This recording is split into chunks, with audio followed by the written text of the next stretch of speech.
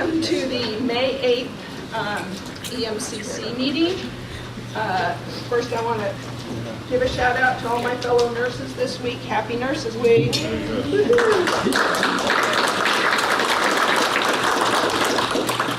All right.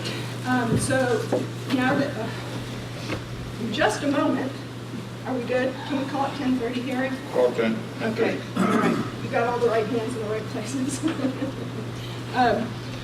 Let's start with introductions. Perhaps, why don't we start with Jerry? Gary Malay, OES. Hi, Carla Spencer, SVMH, Hospital Administration. Jody Schaefer, Citizen. Michael Urquidez, representing ALS Fire Base. Harold Waldman, Citizens Rep, South County. Barry Robbins, Citizens Representative as well. Jim Langford, representing BLS Fire. Sean McRoberts, Emergency Physicians. Susan Blanch, County Council. Petrie EMS. Teresa Rios, EMS. Stephanie Young, EMS. Steve Brooks, EMS. Fred Claridge, EMS. Jared Bagwell, EMS. Scott Hobson, Sunny Fire. Reno DeTulio, Cal Fire. Mike Bacon, Pebble Beach Community Services District. George Nunez, Cal Fire. Eric Llewellyn, Monterey County Regional Fire. Paul Castler, AMR. Kelsey Scanlon, Monterey County Office of Emergency Services. And Louis Damon. Jeff Warner, CalStar. Christy Skobleski, Chomp. Laura Ball, EMS. Craig Walls, Nativity. Michelle Skobleski, Chomp. Monterey County Regional Fire District, Warren E. Wakefield. Miss Mary, Little Highlands. Jim Rossi, Carmel Highlands Fire Board. Sam Almost-Derry, retired EMT. Liz Rada, AMR. Very soon with the airport this way. Connie Landis, also. Ed Douglas, Allen, Fire Department. Jess Mendoza, North County Fire. Great, welcome everybody. We will start the meeting with public comment. Any member of the public may address the committee for a period not to exceed 3 minutes on any issue not on the committee's agenda. The EMCC will listen to all communications but may not take any action. Do I hear any public comment? I have public comment. Go ahead, Dr. Rosen. I want to thank everybody for being here today and all the public servants. There are certain circumstances that were here concerning the Brown Act. And I'll read just the introduction to the Brown Act. In enhancing this chapter, the legislature finds and declares that public commissions, boards, and councils and other public agencies in the state exist to aid in the conduct of the people's business. It's the intent of the law that their actions be taken openly and their deliberations be conducted openly. The people of this state do not yield their sovereignty to the agencies which serve them. The people in delegating authority do not give their public servants the right to decide what is good for the people to know and what is not good for them to know. The people insist on remaining informed so they may retain control over the instruments they have created. That should be the tenor of this meeting, and make sure that our public servants realize that they're responsible to the citizens and taxpayers. Thank you. Chief? Thank you. I failed to bring a letter, but I just wanted to bring it to folks' attention that I submitted a public record request to Mike Petrie and I copied Susan Bliss. And the time period was up yesterday. We have not received a response. And so wanted folks to know that we hope that we're pretty disappointed in the fact that they didn't even respond and say they needed more time. Just for the record, I know that was made by hard copy on Friday.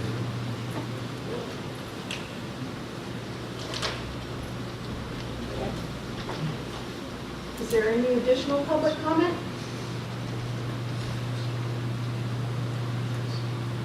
Okay. Hearing no additional public comment, we're going to move on to approval of past EMCC meeting minutes. Looking for a motion. Why don't we do one meeting at a time? First, the March 13th meeting minutes. Move approval of the minutes. With the correction that Harold was there instead of absent, like it says. Okay. And we wanted to also provide you clarification. Okay, At the March 13 meeting, Chairman Mulay indicated that there needed to be some corrections to the January 9th meeting to accurately capture the statements that he made. We went back, staff went back and reviewed the video, and we found the minutes to be accurate. and I read that one. And so they're approved with, there's an, yeah, you made the motion, and I understand, Harold, you were here and didn't get credit, so we just need to change that. Is there a second? Second. Okay, all in favor? Aye. Any opposed? Okay. Then let's go to the March 22nd EMCC special meeting minutes. Move approval. Okay, Second. all in favor? Aye. Any opposed? This is going fabulously. Don't jinx yourself. Can I remind the board to speak up, because there is ambient noise, and that's part of the Brown Act, is that everybody has to hear what's being said. So there's ambient noise coming from the ceiling, so everybody needs to use a higher tone. Thank you. Could I make a recommendation? That bothers me too, and I have, mine is personal. Can we perhaps reorient the tables so we are looking in that direction on this side of the table? Sure, absolutely. We could move those 3 tables up to here and then have you sit on the other side. We'll do it now or next meeting. Whatever you prefer. I think we can speak loudly enough Okay. now. So I understand the objections to that. In the interim, sir, if you have a chair, you're welcome to join the table. Yeah, right here. It's not just me, there's other people back here, because the ambient noise from the ceiling and the air movement, that we can't hear what's said. Okay. We took care of the air movement. Just Reasonable accommodation. Raise it 10 decibels. Very good. We are then on to reports. Number 4, in your packets, you have draft meeting minutes from both the EMS subcommittee, or the MAC subcommittee, and the EMS Ops committee. Is there any comment on either of those packets?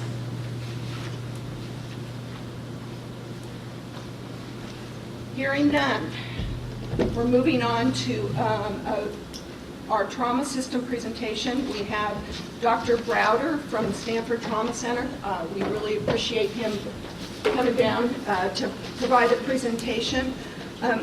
We have asked Dr. Browder, due to all of the other items on our agenda, we'll be looking for a 45-minute presentation that includes questions, and he says that's no problem for him. So, with Jody, if I can do a quick sure. introduction. So Dr. Tim Browder is the Assistant Director of the Trauma Program at Stanford Medical Center.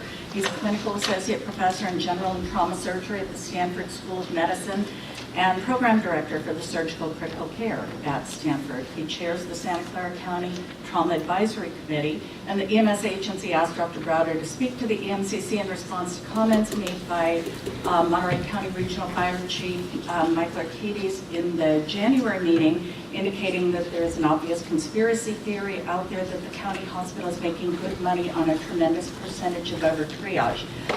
We asked Dr. Browder to give an educational presentation to EMCC about CDC trauma triage criteria, trauma systems, and the importance of a local trauma center. Okay. Thank you, Dr. Browder. Thanks, good morning. Thanks for having me. Yeah, 45 minutes won't be a problem. I put together a very agnostic 30-minute kind of overview of just trauma systems in general and how we got to where we are. And then we'll leave plenty of time for some discussions and questions. All right.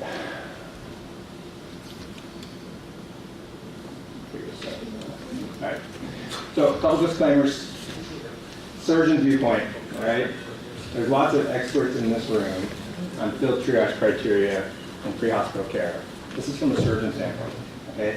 My viewpoint, somebody who's been doing trauma for a while and involved with trauma systems from the American College of Surgeons standpoint and from a surgical leadership standpoint. Also, just put out there, I'm the Northern California Vice Chair for the American College of Surgeons Committee on Trauma. So I do have that slanked. All right, I am associated with the American College of Surgeons in that respect. So just some trauma facts. You probably already know a lot of these numbers, so we'll go over them. So for every trauma death in the U.S., approximately 10 people are hospitalized, transferred to specialized medical care. It's a huge public epidemic in this country, right? Injury.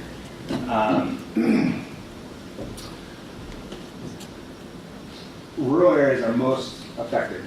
Areas that don't have readily available access to trauma centers. So if you look at a map and you throw a dart at a map of trauma centers, it's very unlikely that you're going to land in an area that is covered by a trauma center. So 60% of all deaths from trauma occur in areas in the United States where only about 25% of the population lives. Trauma is, for under 44, it's the #1 cause of death in this country. Right? And it gets the least amount of funding of any public health problem. So it's the leading cause of death. I just showed you that map. About half of all injury deaths occur before medical intervention, so they can get to a facility. For every 1 death, there's about 3 permanent disabilities, 75 temporary disabilities. So death is one thing.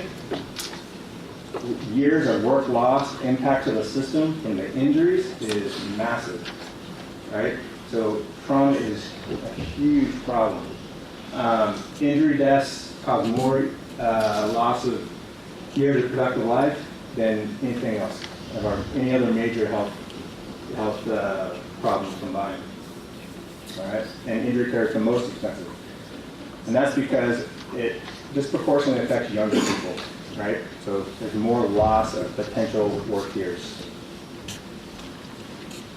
So we all know, most of us probably know this, trimodal distribution. All right, the number of deaths occur early, right? That's the biggest window where we can make a difference in injury outcomes, is getting people to the right place at the right time quickly. All right. This is the representation of what I was talking about. This is, if you look at quality of life and a normal kind of span of somebody's lifetime, this is what it looks like. You're independent, you function well, you get older, towards past retirement, you get chronic disease, right? And then you die. When there's a major catastrophic injury to somebody, this is what your quality of life looks like. So most of the time, these are people at the prime of their life, right? They get an acute injury, totally dependent. If you look at the long-term studies, most people that have major injuries, they never get back. They never get back to where they were. All right. So looking at specifically at California, just like national statistics, leading cause of death in people under 44 years. Leading cause of years of potential life loss, again, young population. The cost is staggering, right? This is just fatal trauma cost, $17 billion. And those numbers are fairly old numbers. Those numbers haven't been updated. So in today's cost, it's even more than that. So it costs a lot to the state of California. Right, so it's an important issue. About 250,000 hospitalizations for injuries, and that was in 2014. Probably more than that nowadays, right? But that's the latest statistics I was able to get. So we start talking about trauma hospitals and what a trauma center and a trauma hospital is about. You can't do that without talking about our Adam Scouter. So he was the grandfather of trauma in this country. So after the war, he served in the war. After the war, he was driven to improve trauma care in the civilian population. So he went to Maryland, developed the shock trauma center there, which is now named after him. This was the first trauma-focused hospital in the country. This was the start of trauma centers. 1955 is when we initially opened that. There were several centers that followed, which many of us know the names. Cook County Hospital came on board after that, John Barrett. Dr. Shires opened the Parkland Trauma Center. Those came on in the 60s. And that opened up the door for research, studies showing that outcomes improved when patients were treated at a center that focused on trauma. All right, this was the beginning. Maryland shock trauma. So from that time, the American College of Surgeons became involved.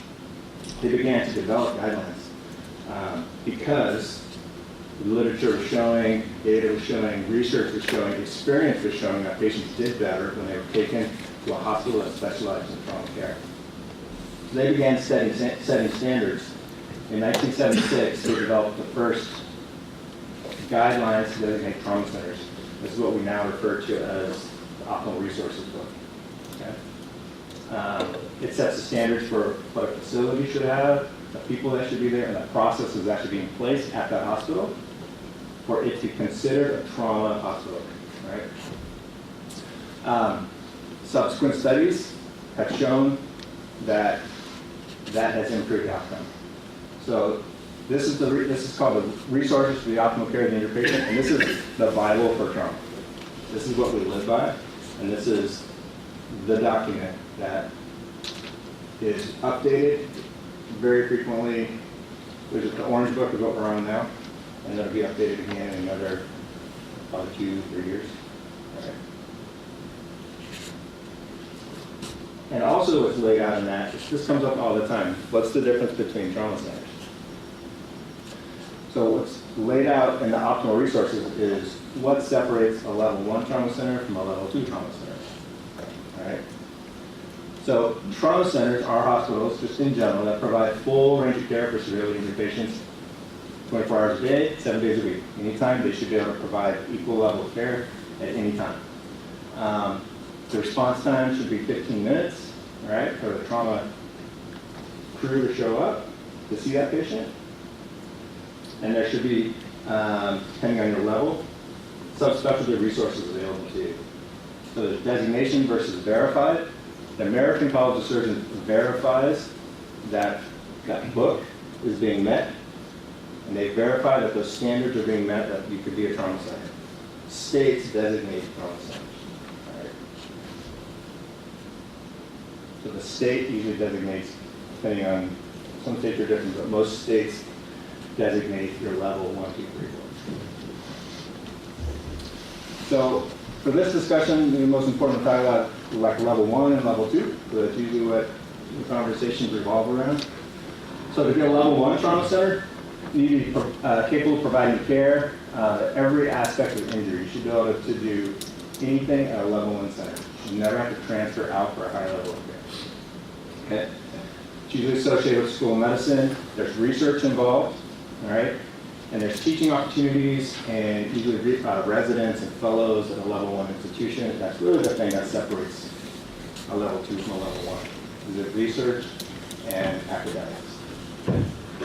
24-hour in-house coverage of surgeons, receives transfers in from all of the levels, and then gives leadership to the community, a very important part of it, and provide injury outreach and injury prevention. Yeah, so there's minimum requirements for volume, but most level 1 centers, are above that volume level. It's not a major problem. But the idea of having a minimal volume is that you need around that number to just maintain everyone's skills and have enough volume so that people are seeing enough trauma patients. So level 2. There were some differences in the past, but nowadays, the clinical care from a system standpoint is equivalent, right? There should be no difference in clinical care from a system standpoint. A level 2 versus a level 1. All right, the only difference is usually training programs and research. All right. So, thinking back a couple slides. The optimal resources updated. Research has been shown that the presence of a trauma center and patients being treated in a trauma center improve outcome. One of the landmark studies is this study right here, the Major Trauma Outcome Study. And this is before we had large databases. This is before we had a National Trauma Data Bank or TQIP, which we all talk about now. So this is a lot of work that went into this paper. They were able to get the trauma registry data from all these facilities. And they showed a clear 15 to 20% decrease in the risk of death, right? If the ACS field triage protocol, the triage decision scheme is utilized in transporting a patient that's injured to the nearest trauma center. Okay. This is another landmark study that everyone talks about. Again, this is later, and it's confirming the data, even improved outcome, because we've had that 16 years from that previous study, right? And this was government funded, published in the New England Journal of Medicine. It was one of the landmark studies everyone talks about. Jerry Jerkovich, University of Washington, was a big person on this paper. But the bottom line, if you're severely injured, you get taken to a level 1 trauma center, lowers your risk of death by 25%. And remember, level 1 and level 2 are equivalent. Right? From a system standpoint, clinically, equivalent care. So, the history of the field triage criteria, of how we got to where we are, taking what we just talked about into consideration. So since 1986, the American College of Surgeons, Community and Trauma provided guidance, right? The field triage decision scheme, which I think you're all familiar with, probably, the EMS personnel, helps EMS decide where trauma patients should be taken, right?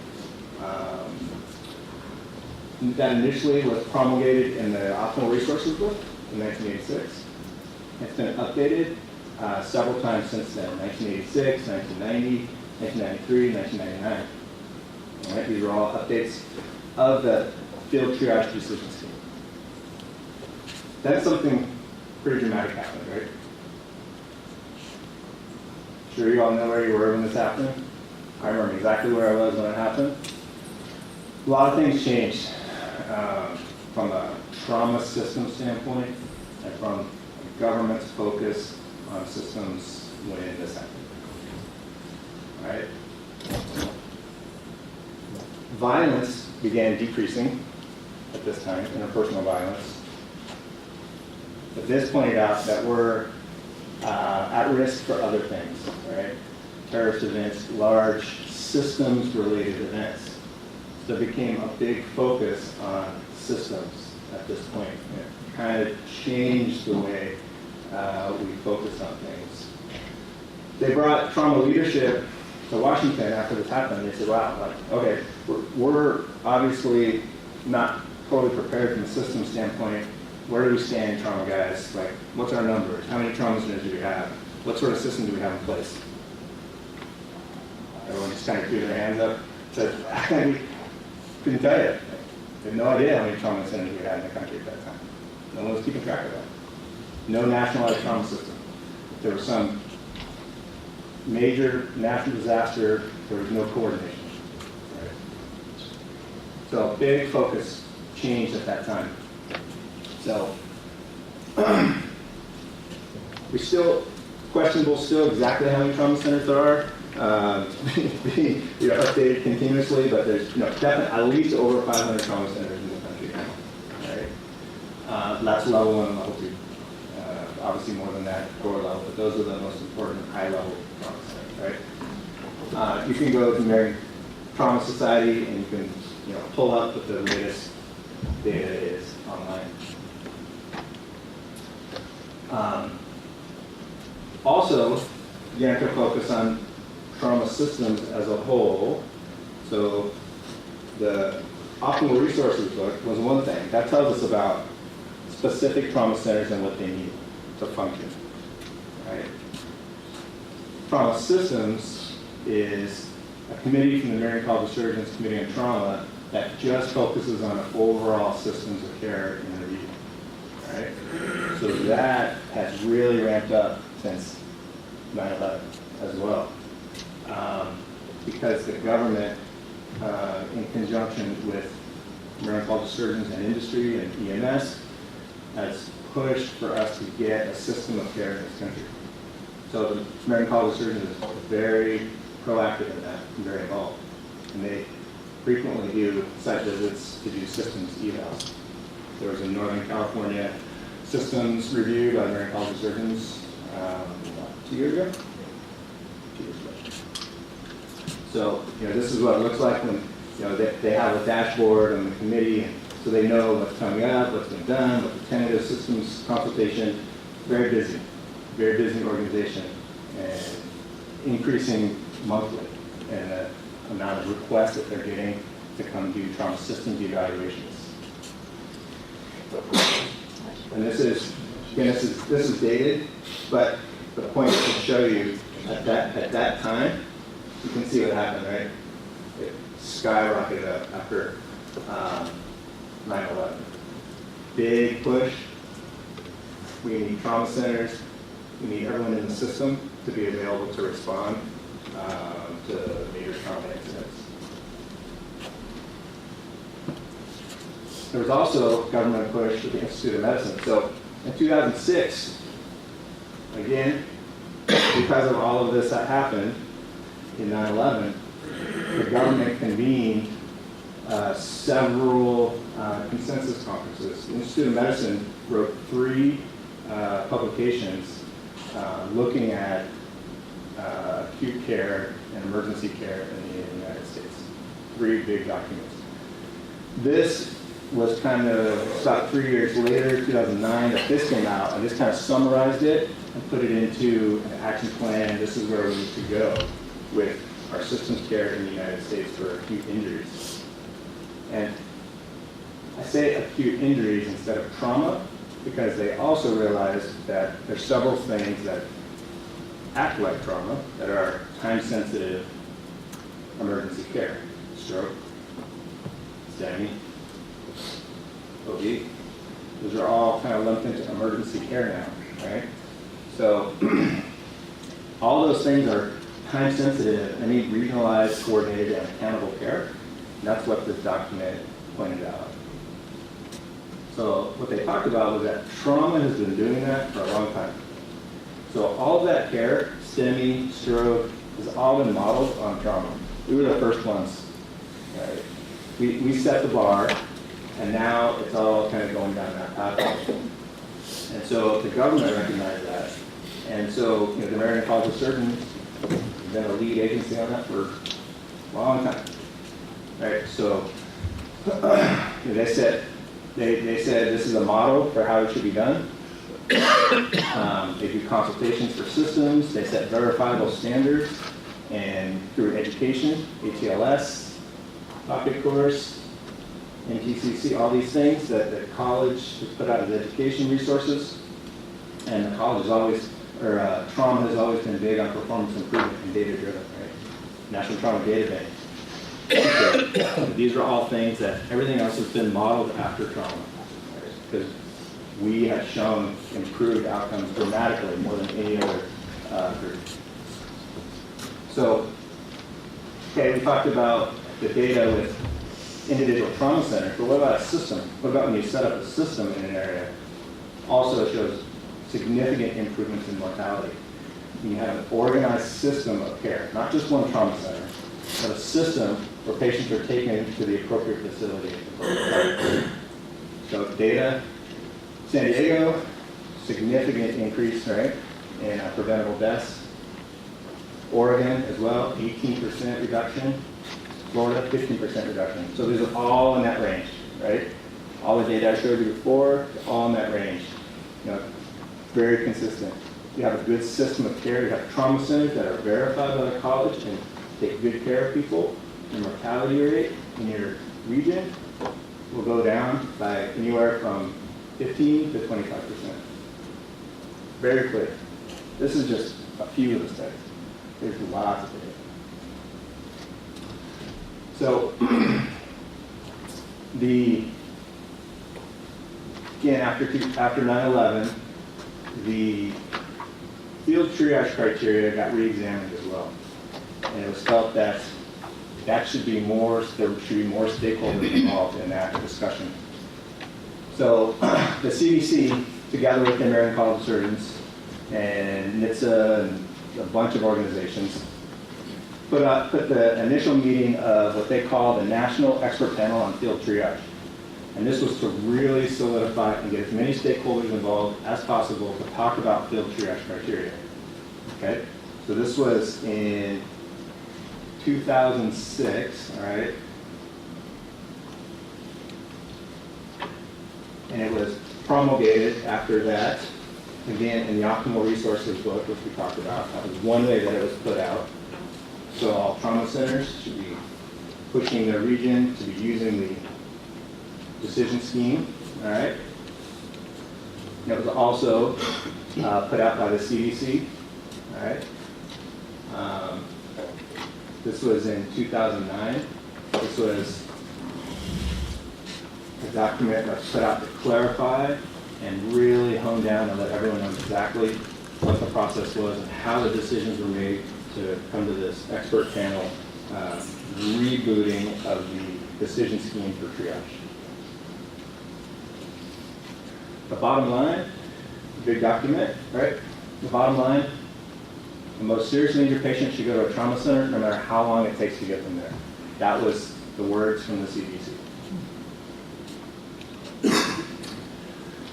Also, that came out of the document, rapid transport times, extremely important. Should minimize any sort of scene time. This is the scoop and run concept, right? And data to support that. One of my favorite studies of all time, the level study, came out of LA County Hospital, where they looked at scoop and run times.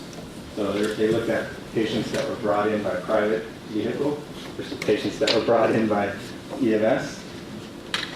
Patients that were brought in faster by private vehicle had a better outcome. They say at the end of the paper, we are not advocating people don't use EMS or don't use ambulances. That's not what we're saying, but it just points to the speed is important. Getting people to the appropriate facility quickly is the most important thing. Trauma alert, they talk about the importance of getting your trauma team there, and then timing is all important, right?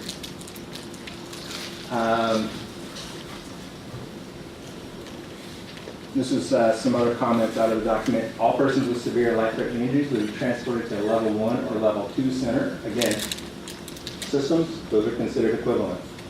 All persons with less serious injuries will be transported to lower level trauma centers or community EDs.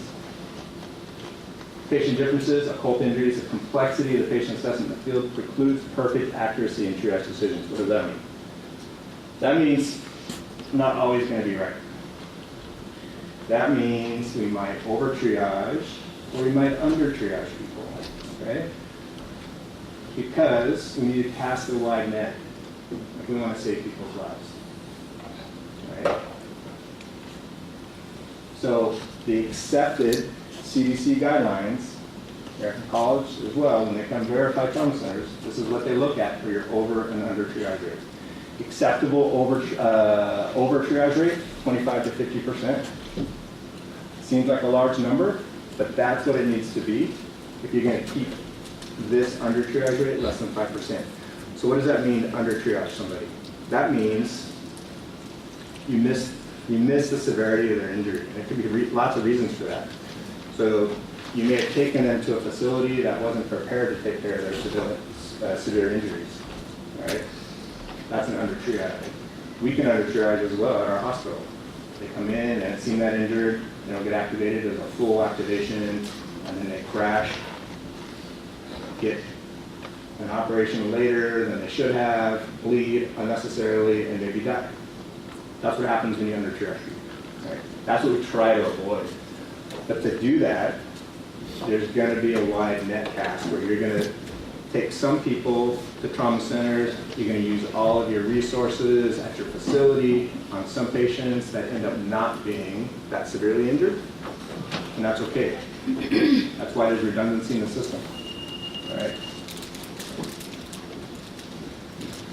So this national expert panel on field triage.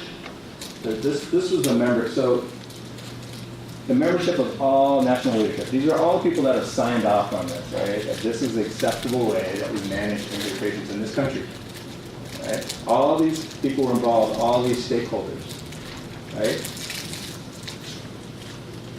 All these people. And this is just some of them. This is all the organizations. This is all the national representation of EMS, National Highway Traffic Safety, EDC, all fire rescue. Everyone signs off on this. This is the right way to manage injured patients in our country. So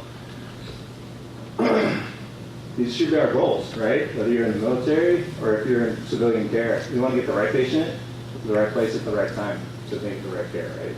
That's our mission as trauma surgeons and as a system. And yeah, that's my message. And open for questions.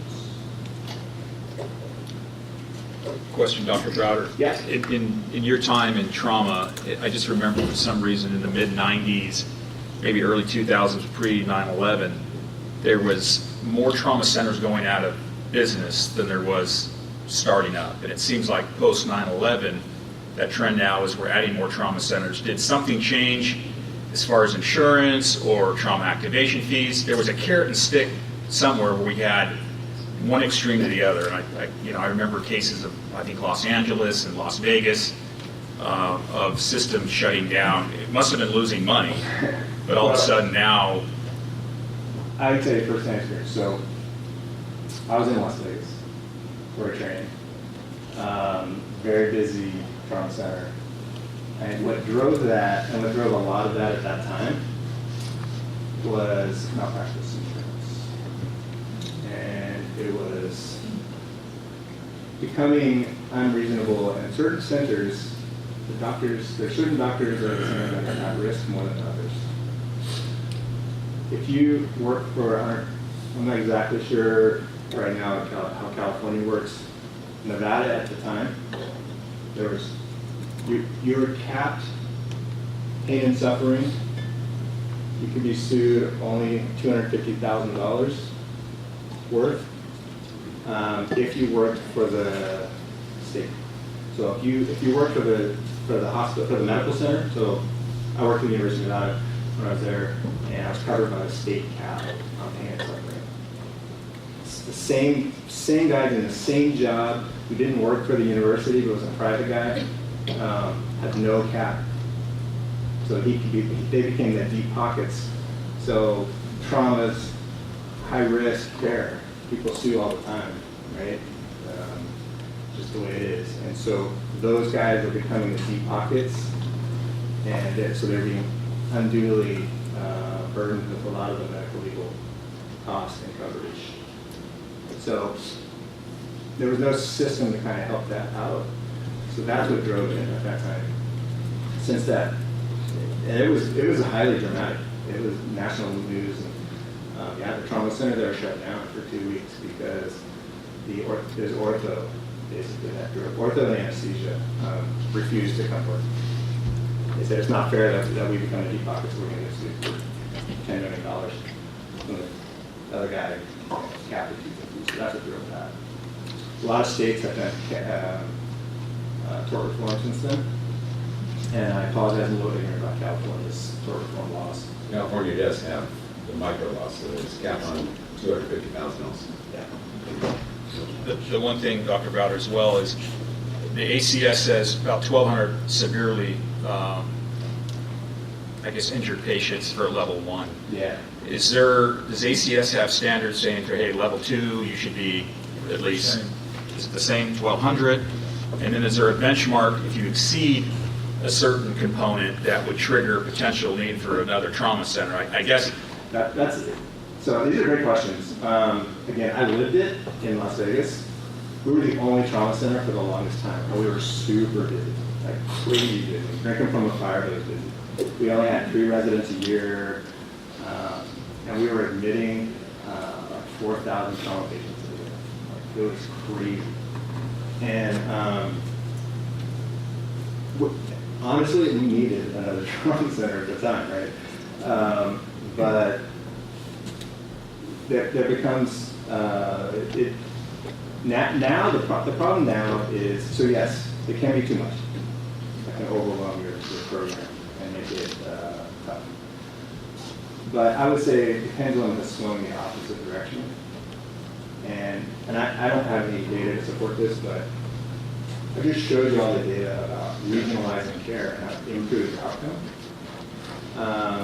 But a lot of inner cities now, there's a trauma center popping up on every other corner, and you can't do that and maintain the volume at big places. It spreads everything out, and no center has enough to stay sharp and to support their. And your point earlier, I think we see that here locally. It started with cath capability at one hospital, then another hospital started. 2 of them became stroke centers. Now I think the county's looking to get the stroke business.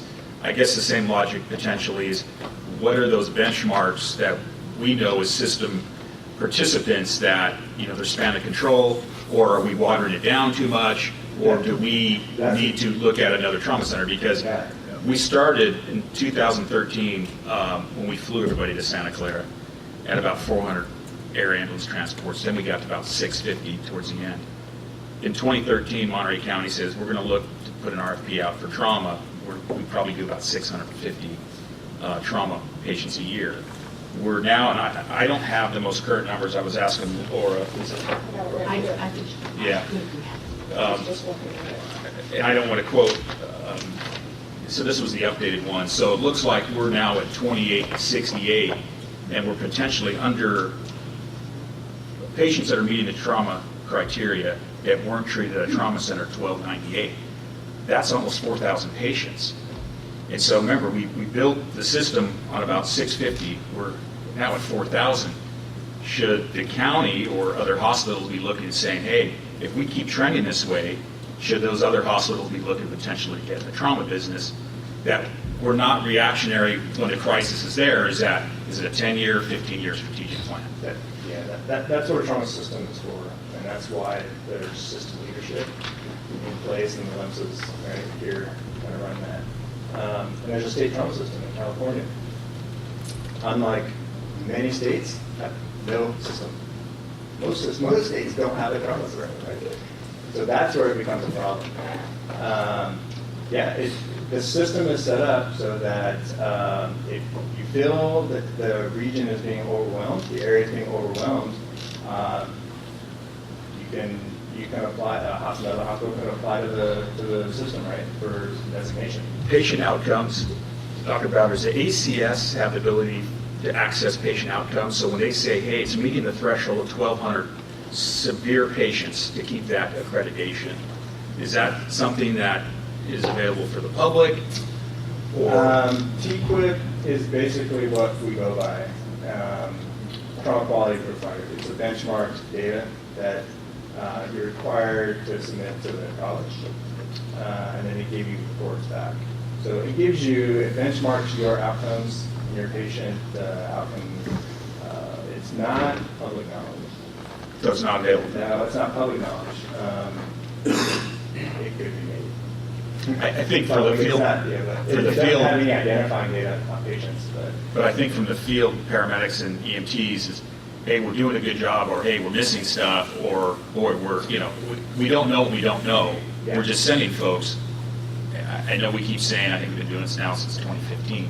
I'm sure in your system, patient outcomes are getting back to the stakeholders so we can learn from that. Yeah, I think it's hard. You guys don't have Monterey's, when you guys come up to the our county trauma meeting, right? So maybe that feedback to you guys is missing, right? From our county. We do have a local trauma quality improvement meeting. And to answer your question, Chief Arcades, the state Title 22 says a trauma center for every 350,000 population.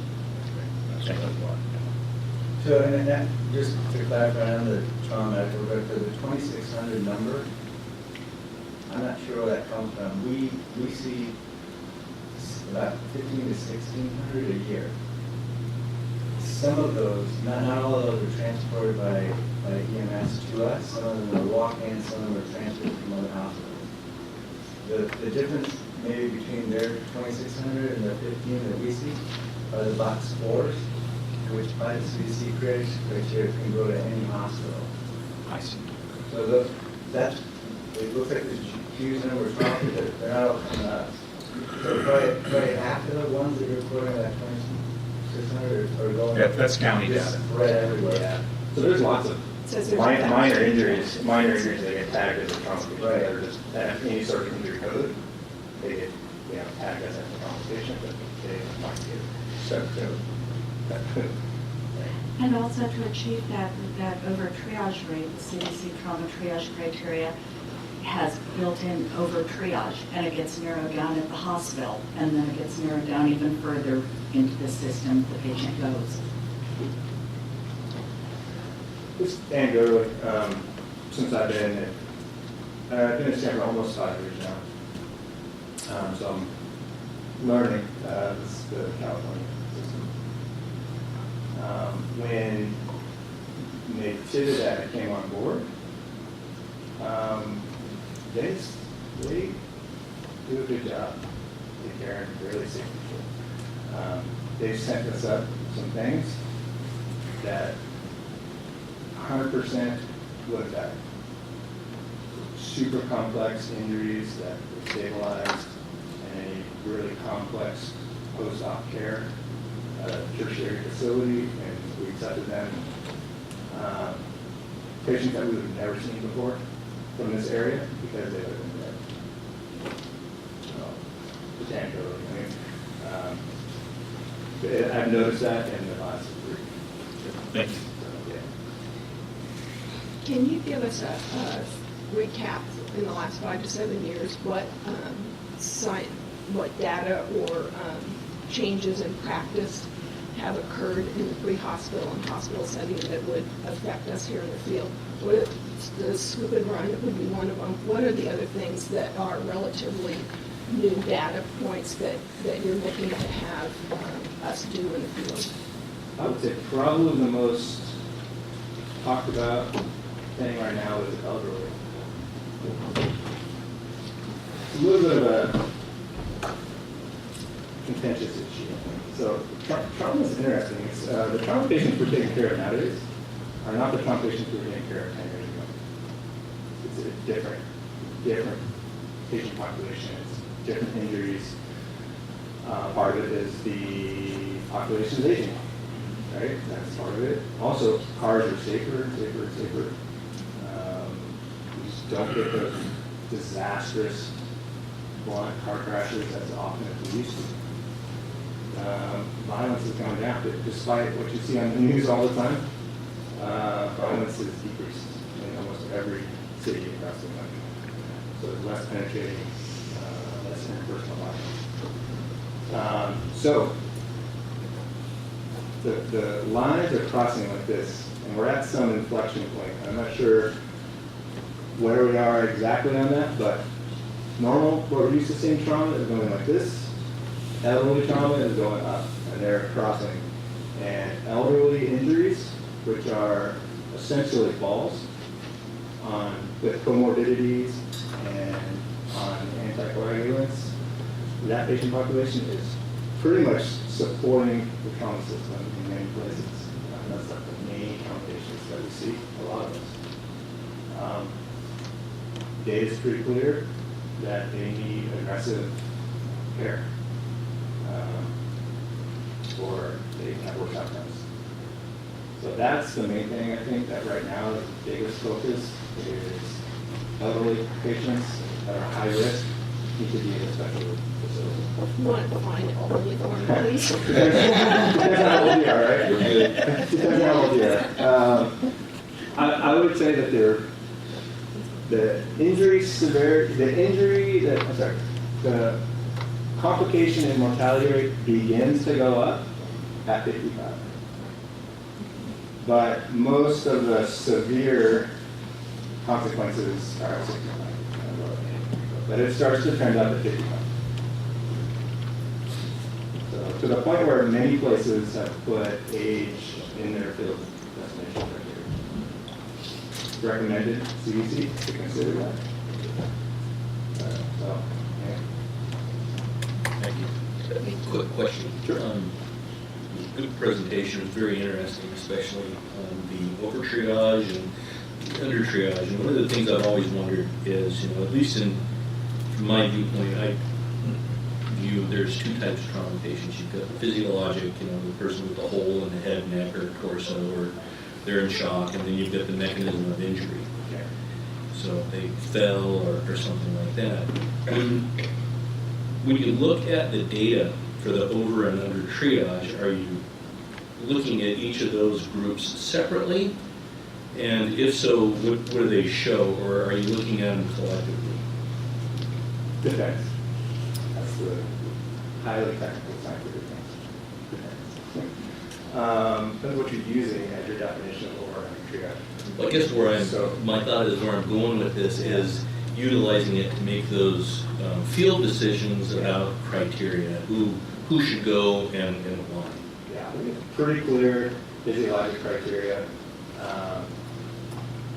pretty standard. We've got the big six, right?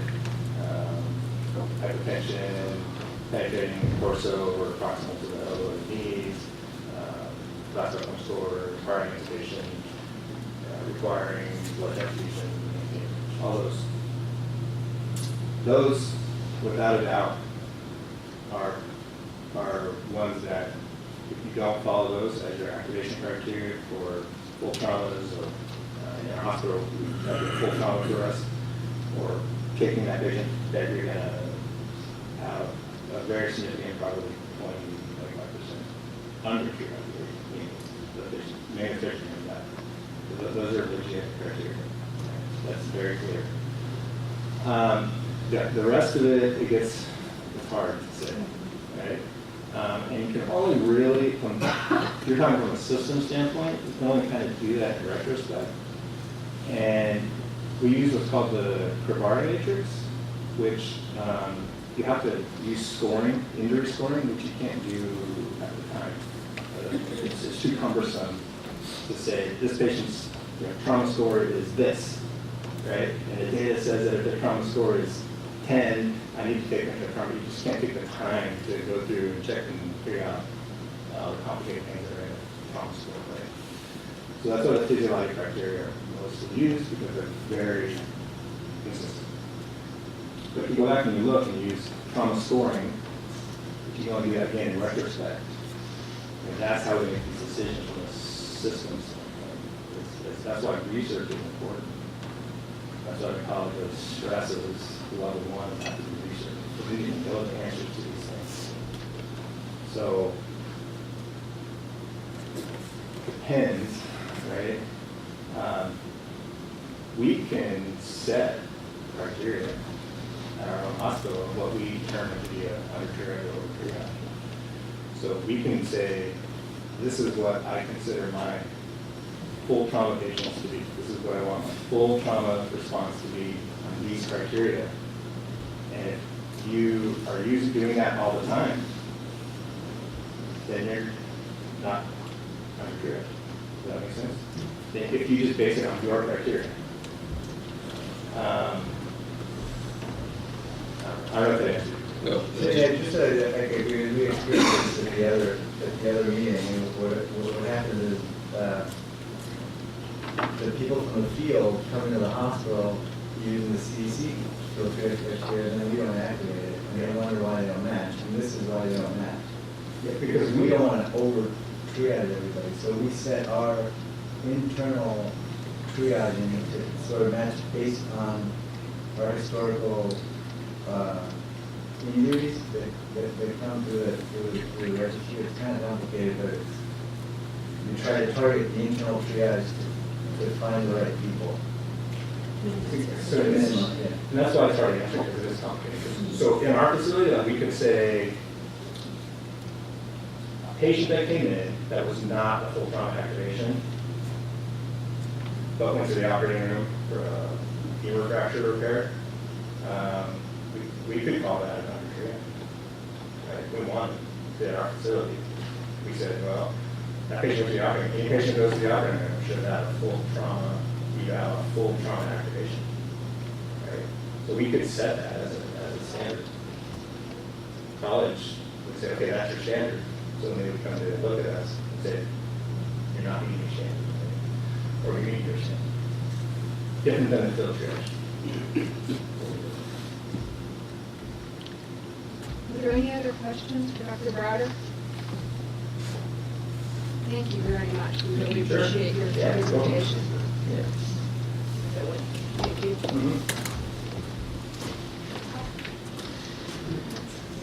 Okay.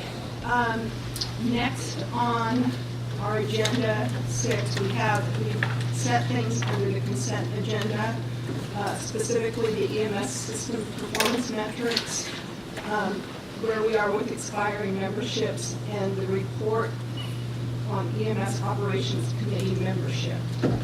Is there any discussion or questions about the consent agenda items?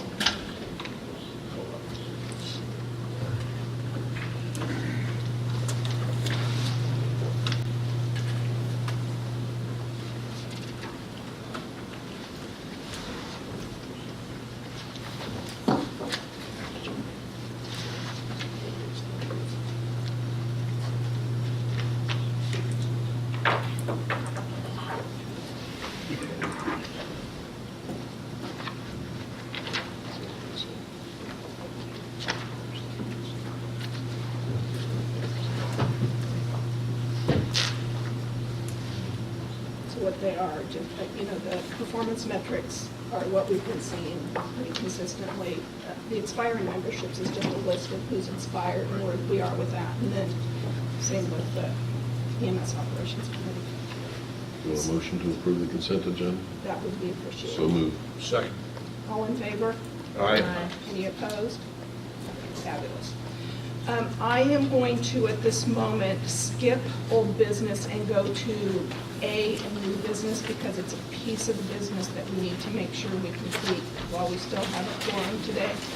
So I'm going to ask that we move to new business A, election of EMCC officers for the 2019-2020 calendar year. And the floor is open. I would like to make a motion. Please. I'd like to move that we appoint Sean McRoberts as next year's president with Harold Crusher chair and Carla Spencer as the vice chair. I love that. I would like to second that motion. Can I? Sure. You need a second for a nomination. No. Okay, yeah, and everybody's accepted. Mike? I do not believe Dr. McRoberts has handed in his oath of office. And this is for in June? This will be for so. July's meeting?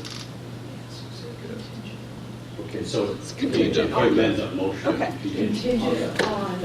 I'll amend We're my gonna motion to say contingent upon completion of appropriate paperwork. Okay. In that case, all in favor of Dr. McRoberts as chair and Carla as co-chair? All in favor? Aye. Any opposed? Looking forward to it, Sean. Big shoes to fill. Welcome. Okay, let's go back to old business 7A, EMS data system, and it looks like Fred's the speaker on this Go ahead, Fred. Thanks, Judy. I would refer you to the staff report that should be in your packet, but basically the system has been in place for a little over 6 months now, and most of the providers are either in the system or have integrated whatever vendor they use into the countywide system. There is one department, Monterey County Regional, which chose not to enter into the system. And in early April, they cut off our access to their individual ESO account. So that's a concern to us because we have a statutory and a regulatory responsibility to evaluate and provide clinical oversight of the patient care that's being provided in our system. And we can't do that if we don't have access to PCRs. So We're also a little disappointed because Monterey County Regional played such a constructive role as we implemented the system in the county. They were and have been on the work group and were part of the selection committee, and we accepted the recommendation of the selection committee, and they've helped with implementing the system countywide with some of the other provider agencies and that sort of thing. So basically, it's a hole in our data system, not only from an individual provider perspective, but from a system-wide perspective. If we don't have that data in our system, we can't answer a question appropriately about what's really going on in our EMS system. So we want to try to resolve this as best we can, and to that end, we met with regional leadership at ESO on Monday, and we exchanged our views on what our views on the subject were, what their views on the subject were. We also asked some technical questions of ESO to determine what alternatives might be available to coming up with a mutually agreeable resolution of this issue. And so we're waiting to hear back from ESO on some of those questions that we asked as we speak, basically. A couple other quick points, and then I'll answer whatever questions people might have. We are still working on the HIE implementation or potential integration with the county HIE. It's been a little more slow of a process than we would have liked, but we are hoping to schedule another meeting with them next week, and some of the things that we really need to figure out are what agreements, if any, would be necessary, would there be a cost, and what would the technical aspects of that integration look like. And we also have ESO coming back to the county for some in-county training on May 14th. That will be an all-day thing. They're going to spend about half a day with us at the EMS agency, and then we'll have half a day in the afternoon, 1 to 5 in this room, where they'll be here to answer questions and provide technical assistance and that sort of thing on the system. So that's basically it. Are there any comments or questions? Gary? Fred, I just had an acronym block here, ESO. I'm sorry? What is ESO? That's a damn good question. Emergency Services, something. PCR. It's an energy organization. Yeah, it's an energy organization. Okay, good. Madam Chair, if I could just make a comment, I do want to thank Fred and Teresa for meeting with us this week. I just do want to go on record of saying that, you know, we were, I think, Salinas Fire as well. We had ESO early on, and we're glad the county did choose to use that as a vendor. There were some concerns that we had with billing information that under our patient privacy ordinance that we have the ability to redact from patient care reporting, social security number, insurance numbering, things like that.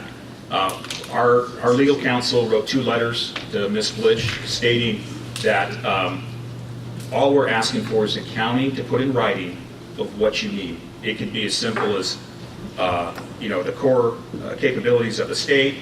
It could be every component of a PCR, but we need to know so we can work with our vendor. To this date, we've gotten 0 correspondence back. So it disheartens me a little bit when we have one side of the story here in the staff report. And I think after our meeting the other day, you understand our need. All we're asking from the county is put it in writing what you need. So we, as the county and the end users, can work with ESO to make sure it meets Dr. Stubblefield's needs as a medical director, and then it meets our legal counsel's need of providing you billing information when that's not a core capability under the state requirement. Now, that might not be an issue for other folks because they don't transport, and so they wouldn't have that information. I think, Fred, we reached out to other fire departments that have the same, Alameda County as an example, Fault, their new provider, is going to pay for ESO for all the fire departments. Their agreement says they will provide state data. They didn't realize until we called them and says, well, ESO saying they're sending your patient billing information as well. They're like, they're not supposed to. So this has now become a statewide ESO challenge with the fire service. So they will now have some pressure to meet the needs of the fire service and the needs of the LEMSAs, so we can move forward and absolutely we can then get good patient outcomes and data as a system. And we're committed to do that, but we're not going to provide the county billing information. And the same would hold true if I went to Natividad and says, hey, we just transported a patient. Could I get your billing information because our medics weren't able to get it? They would not share that with us. The logic's the same both ways, right? So hopefully, it's not as that we're obstructionist. You had full access to our account for years. You could do anything you want. When we didn't get a response back after 2 letters to the attorney, our attorney says, well, you have to cut them off. So. Sure, and I appreciate that, Mike, and I appreciate that meeting that we had too. And I think one of the reasons we were resistant to send a letter saying, here are the data elements that we want, up until today, really, we're still waiting to get that clarification from ESO. What they told us was, it's kind of an all or nothing thing. Basically you have to send the PCR into the umbrella account from which you can then extract the data. So we were not aware of, well, we can ask you for this piece or that piece. They explained it to us that it's pretty much all or nothing. And that's, I think, and Fred, that's a good learning, I think, for all of us, is that when the county went out to an RFP, we would have put that condition in there that we have to have retractable information, right, that the county, we agree, is that they don't need. And I think now ESO's fully aware statewide, they got to get on top of this. And I think this is a good example of, we have all learned about this process as we've gone through this, and we're becoming, I think, more data system literate in many ways. So, yeah, we'll just see what ESO had to say. I think if we both put pressure on them, as the LEMSAs throughout the state and this, they will listen. And, basically the way ESO works, in my experience of working with them, is there are local issues, in some local departments and that kind of thing, say, hey, we want you to change this, and then they're thinking about, but we've got 14,000 and some customers, and we can't just make a little change here for you and a little change there for you. They think in terms of what do we have to do on a national basis, and what can we do on a local level. So I think that's what we're sort of running into right now, to a certain extent. We do appreciate, again, the meeting this week was beneficial. Thank you. And through the chair, I apologize if there was some requests buried in the Ross letters. They covered a wide variety of information and made some accusations. So if I missed an actual request in there as far as the data exchange, I apologize about that. Any other comments about the data system? Hearing none, we'll move on to the AMR heat maps, the yellow zone response time compliance. And this was something that was discussed at contract compliance and also a discussion item last at our, I don't know whether it was the first or the second EMCC meeting. So, Jerry, do you want to take that one? I think that's me, actually. Oh, I'm sorry. Is that you, Fred?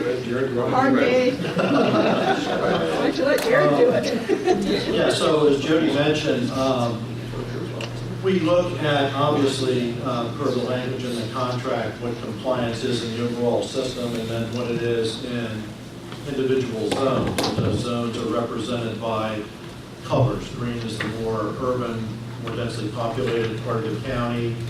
Then we go down to yellow, then we go down to orange, and we go down to red, which is basically wilderness where there is no response time requirement. So based on where people come from, in some circumstances on the contract compliance work group, we've been asked several times over the years to take a look at what's going on in the yellow zone. Part of that story also is that AMR has historically had challenges meeting response time compliance in the yellow zone.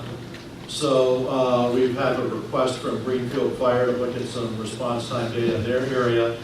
We also had AMR prepare some heat maps on where their calls are in the yellow zone and where their late responses are in the yellow zone. And so that's what those heat maps represent. And you can see that basically the late responses in the yellow zone are fairly evenly distributed throughout the various areas of the yellow zone. So that includes North County. It includes the Highway 68 corridor. It also includes the Highway 101 corridor going towards South County, places like Gonzales, Greenfield, Soledad, and that sort of thing. So that's what those heat maps represent. Again, as we've looked at these things in both the contract compliance work group and at this meeting in the past, we've seen that AMR has had difficulty in the yellow zone. At the last contract compliance work group meeting, unfortunately they're not here today, but they explained that they have made some changes in their deployment plan in order to better address this issue. They brought up that they believe that responses to the prison have an impact on their operations because oftentimes those prison calls drag on. It takes them a while to get into the facility, a while to get out of the facility. So it appears that they're working on it, but our concern is that this has been pretty consistent, a problem in covering that yellow zone. And I can tell you that our preliminary review of April numbers shows that they had a problem in the yellow zone in April as well, also the orange zone. Another point of discussion that came up at the CCWG was that we need to look at how late are they? In other words, are we talking about they're late by 13 seconds or 20 minutes? And what we found is that there's a pretty wide range. While the predominance of their calls are not super late, so to speak, a few seconds here, a minute or two there, it did go all the way up to, I think the last one we found was 17 minutes. So there is a range there.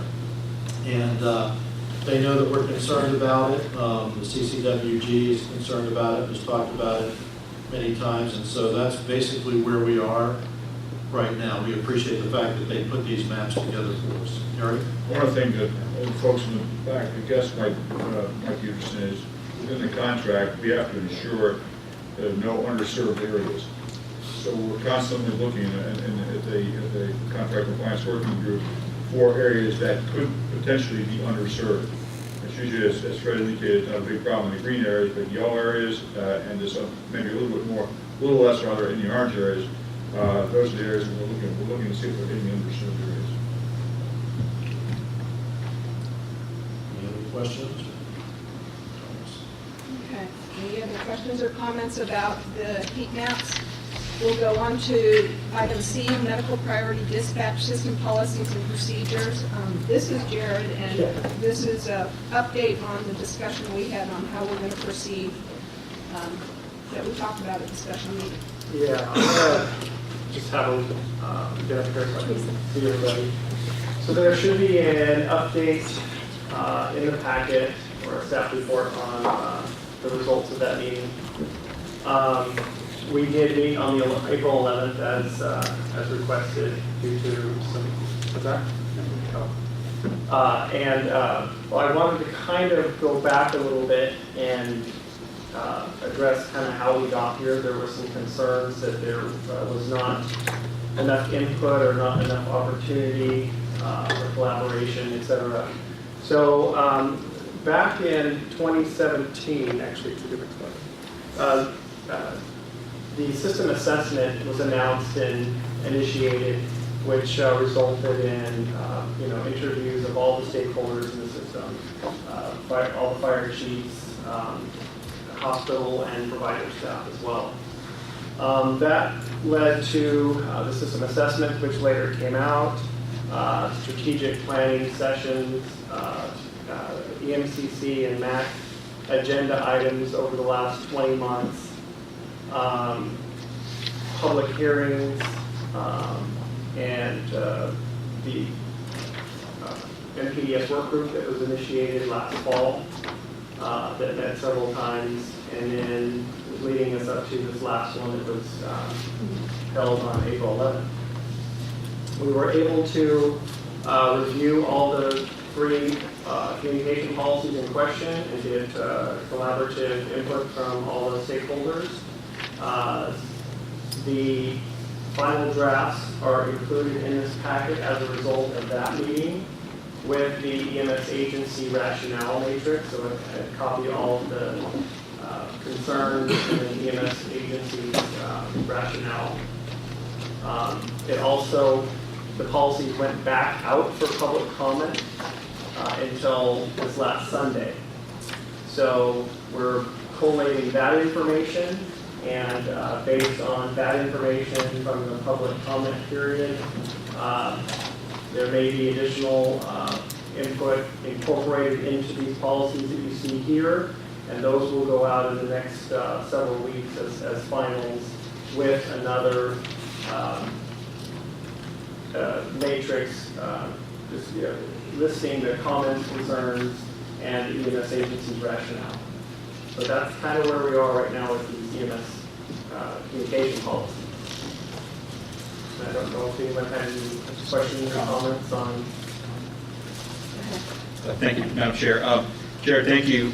I think from, as far as the county fire chiefs, we appreciate all the work and the historical perspective. And I think to your comments right now will validate. It sounds like we still have a little bit of work to do with public comments.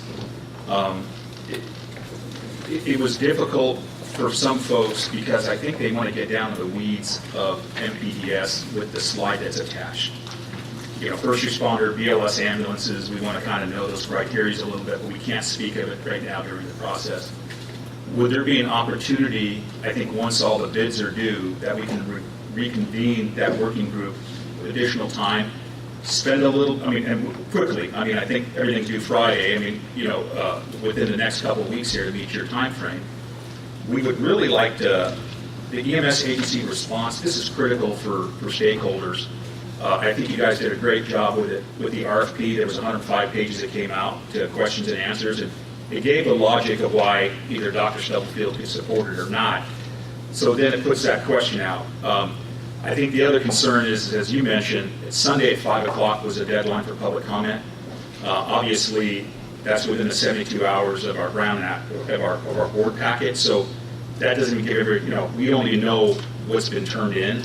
So it doesn't include it because I think the agenda came out at least by Sunday at 10 to meet the 72. So if we could just, take one more bite of the apple. EMS Ops meets this afternoon. Those are the boots on the ground. So let's hear what they have to say, because it's almost putting the cart before the horse. We can't lend support until it kind of goes to that last component. But we know you have a tight time frame, and so what we'd be asking for is to reconvene, and it could just be the working group that would buy off on it, and then we can memorialize this at the next EMCC if we don't want to hold a special meeting, or if EMS Ops wants to hold a special meeting. It's just, we can't get the blank stare in the headlights that we can't talk about this because this is an RFP thing.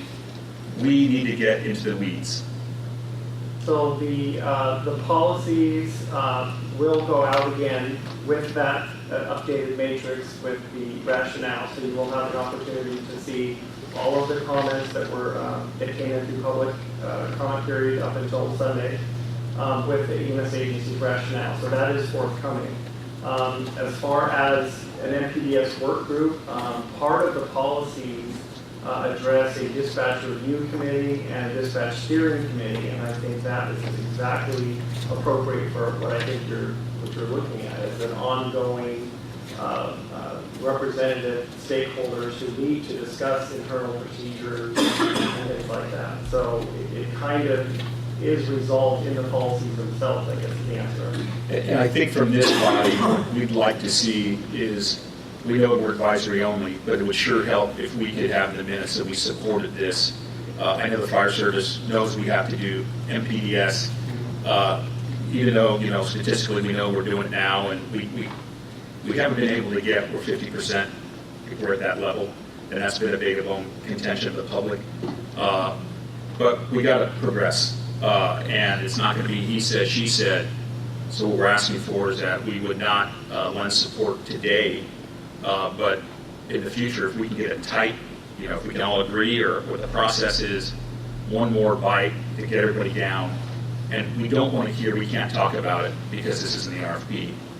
I don't know, Susan, if next Friday or this Friday that goes away, we can now start to get into the weeds about BLS ambulances, where that'll occur, what, because I don't know, or Mike could help us out. You're talking about the policies and procedures. Yes, but remember, the policies are direct correlation to components in the RFP that we can't talk about.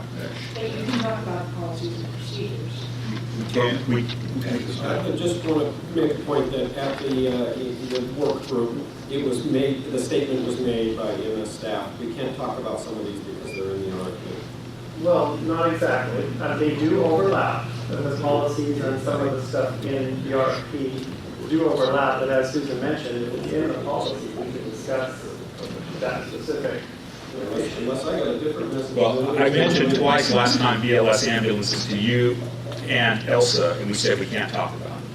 So it's when is it we can and when we can't. My thing is to keep it clean.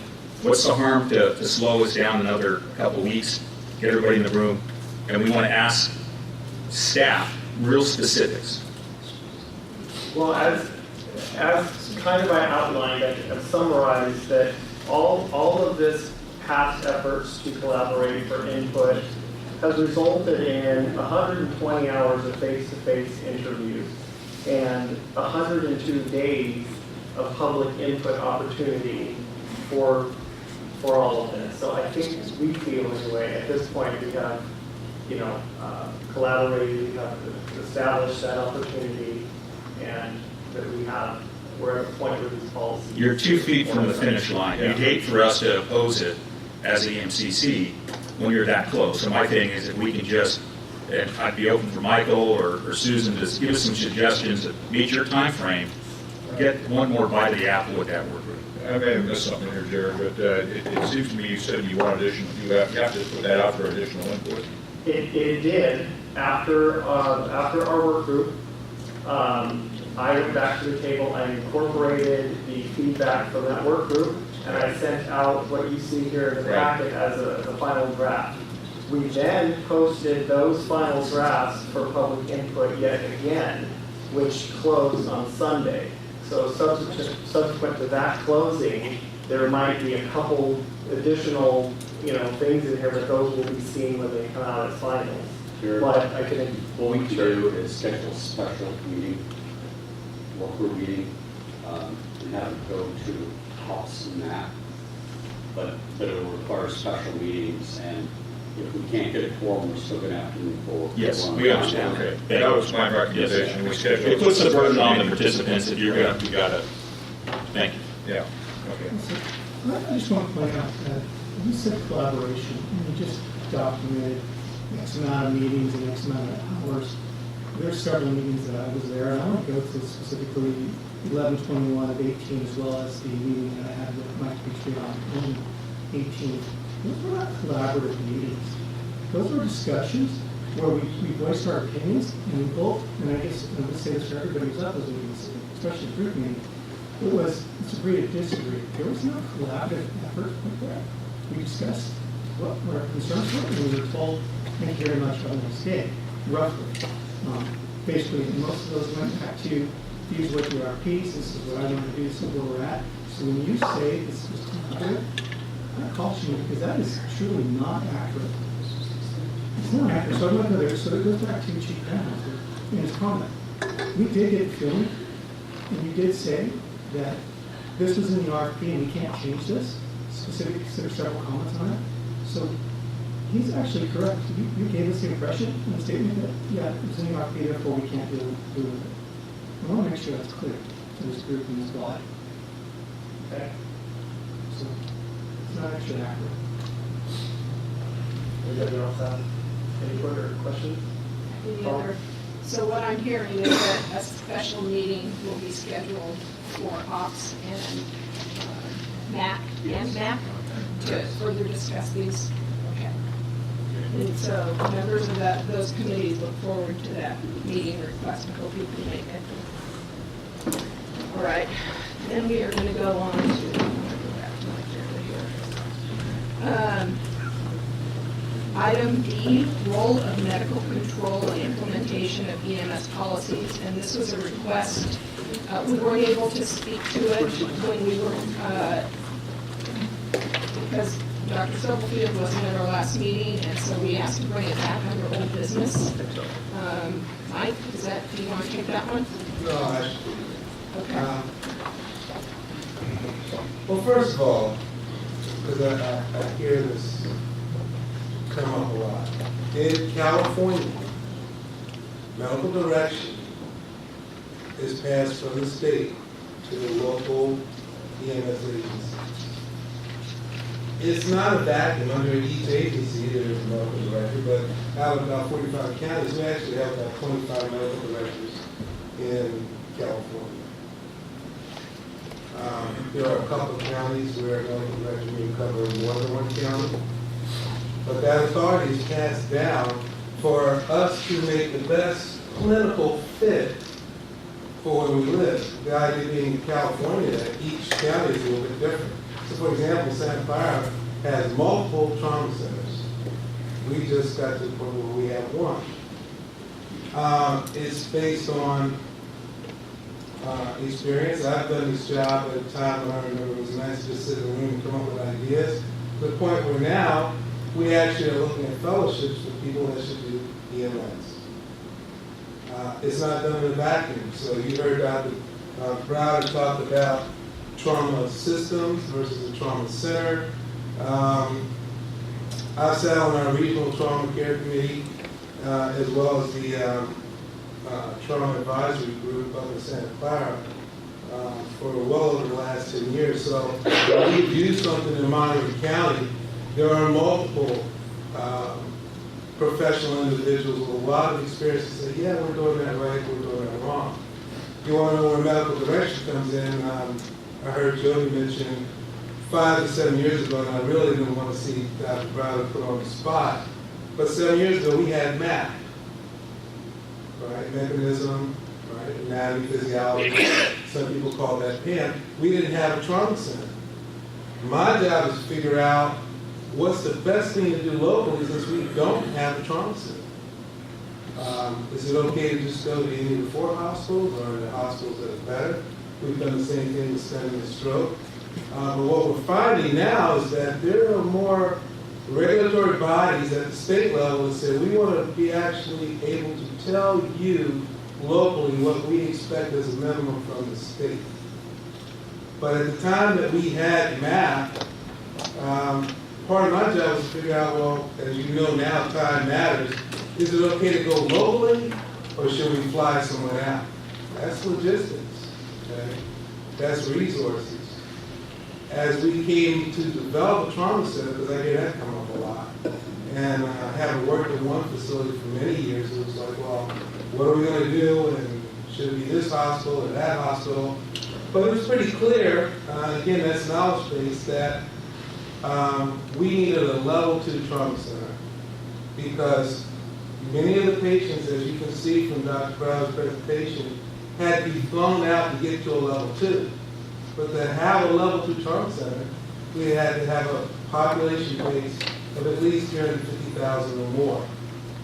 So you can see how quite easily that turns into one hospital instead of 2 or 3. And having the expertise and the number of patients ready to keep that hospital sharp.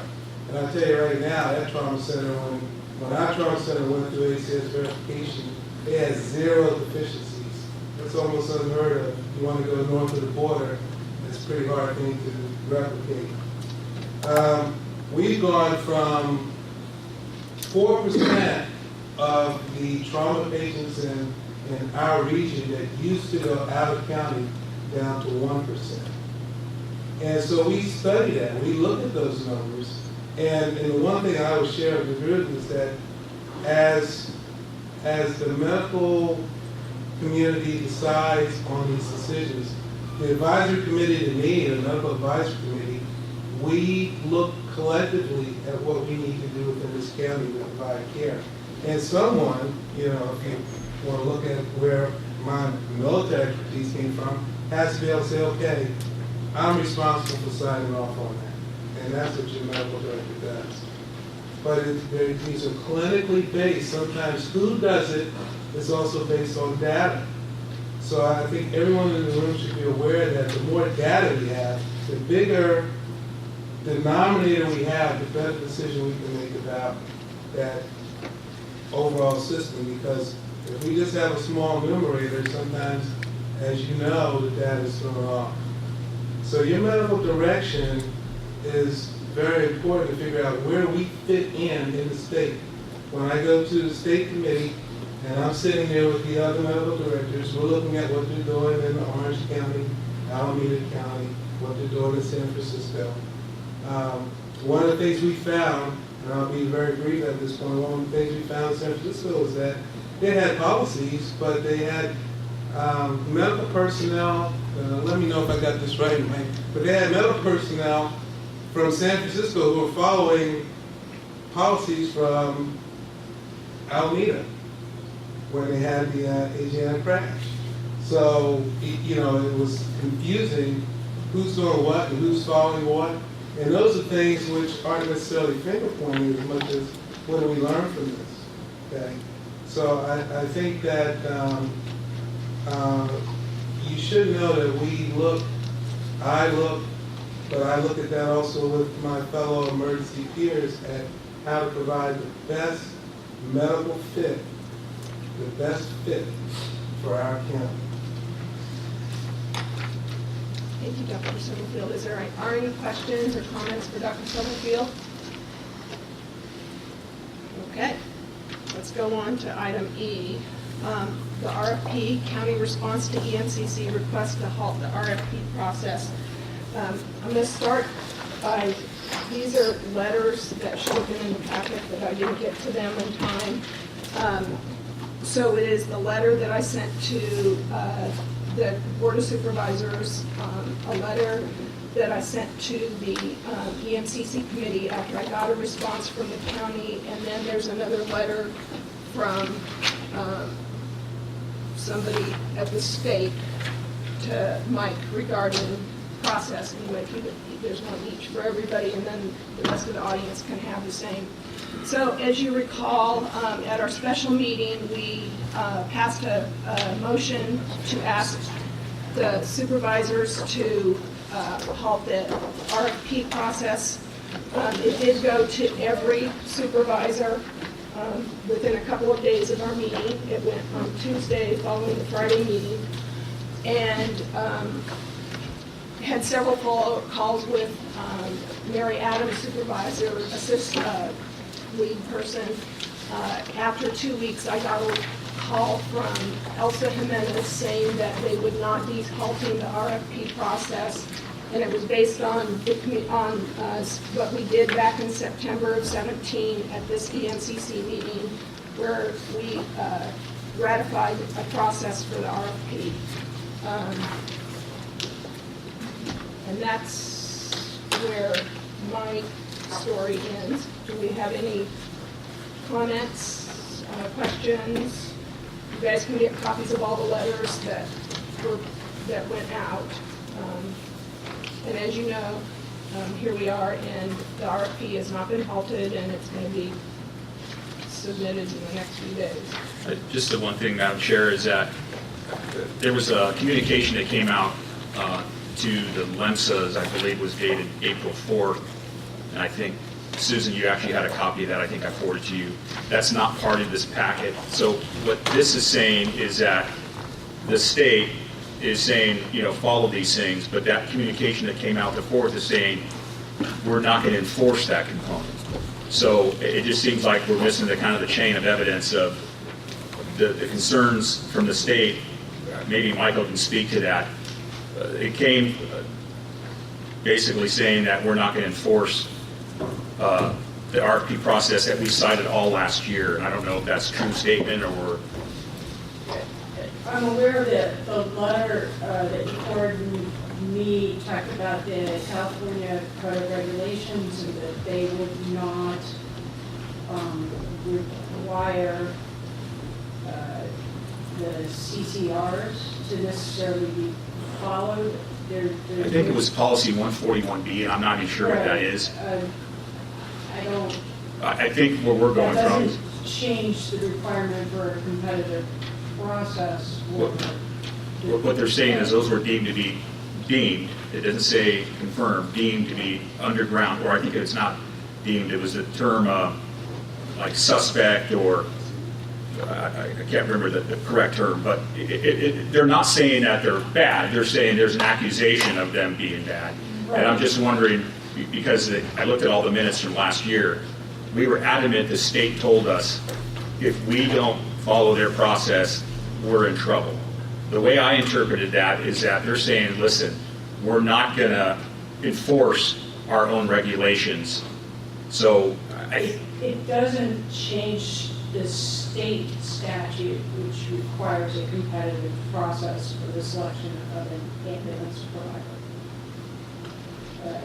Interesting, because we got quite a bit of correspondence from other folks, in private and public, saying that that's not true anymore. There is no 10-year rule if those are, to enforce that. So, for example, when we're saying we can't do an extension because it's 10 years, everybody's saying that's not, and again, not an attorney, but I don't know if there's outside counsel, another firm that deals with health and safety, to validate the April 4th letter in comparison to this. So I think that's a good question for you to bring to the state. If you can certainly talk to them and see if they would like to withdraw that letter. Could maybe through the chair, maybe for our July meeting, could we, I'm trying to educate the committee on that, could we direct maybe the chair, we can prepare a letter to them to explain to us how this saying we're not going to follow anything, and then you write us a letter at 11. What is that? Can I delegate? Yeah, but, or, we can have a representative from the state to come here and explain this to us? I think the committee can do as the committee pleases. Okay.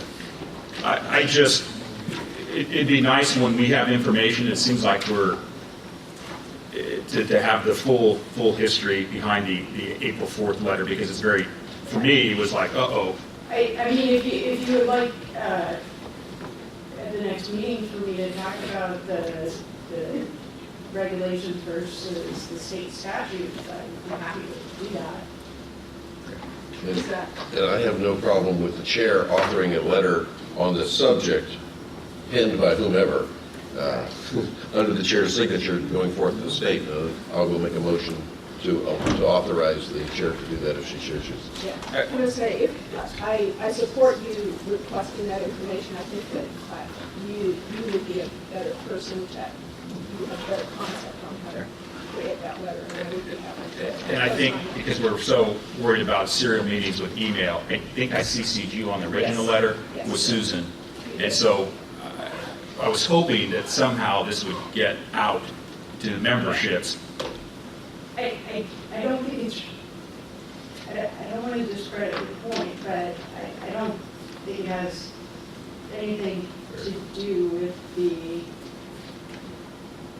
I don't want to get into Correct. breaking my taboo, but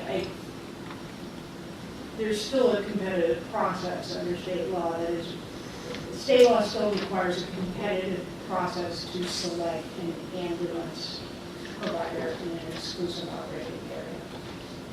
It doesn't, regardless of the underlying regulations as to how. So I think your point, I don't want to paraphrase, but I think your point is whether that letter, they can say what they said in the letter, which says that the EOA would erode if we don't do that. I think that's a question for the state. I don't think it's a question for me or Mike or anybody. And so if you want to seek clarification from the state, because I can appreciate that. I mean, that, but if there's a discrepancy between that April 4th letter and this letter, we could ask for guidance on what we'll consider. And the only example I use is that everybody's in an RFP process. There's many counties right now that have stopped it for different reasons, and they're working with their current provider for an extension to work through some issues. And there's all kinds of rumors, well, the state's going to come in and say your EOA is not an EOA anymore, that anybody can come in and run ambulances. And we're being told that's not true. And I guess, how do we validate that? Is the county doing things differently? And I think we'll craft that in the letter, hopefully, to the state. Yes, thank you. And so back to Harold, he is putting up a motion that Mike will write that letter and I will co-sign it. That a letter go to the state under the chairman's signature on the issue. The underground regulations were interesting to read. Yeah, I guess for the folks that eventually saw it, is it's basically saying you guys can do what you want, and I don't know if that's valid. You need a second? Go ahead. Yeah. Second. And all in favor? Aye. Anybody opposed? Great. So we'll get that letter out to the state and hopefully we'll have a response for the July meeting. Is there any other questions or comments about the agenda item, RFP, county response? Okay, then we're on to new business at 12:10 p.m. We did A, let's go to B. So now that we have the RFP where it is, the question is how we will continue to monitor contractors' performance, including the community needs. And of course, this is the best I could come up with as how we proceed based on the RFP going through as is. I know that we use the contract compliance committee as that avenue right now. Do we need to do more than that? Yeah, because I don't know if the whole EMCC is okay with what we're doing on that. We do have the every other month, we're looking at all the individual data, and occasionally it comes here to show that data. And whether that's sufficient for everybody else or they want it all brought, because at one time we brought it all here. So I don't know what the wishes of the committee are, but yeah, we see lots of data. Question is, how much of that data, how much of the discussion items within the CCWG do we need to bring forward? Do we revert back to years past where we brought virtually everything forward? Or is this stuff okay like we brought here when we had the question about the heat maps and stuff? Right. And maybe a second question is how do concerns from the community or stakeholders get to that work group so that we get into that data and can report back on it? Right now, it appears that much of the input to the working group is essentially informal, and which I have no problem with, but there's an evidence trail that could become an issue at some point in time there. So, I mean, the contract compliance working group is scope of what we've been looking at most recently has expanded considerably over the years, and I think that's a good sign. I think it's progressive and it is responsive, but is it responsive enough? That's my question. That's mine as well.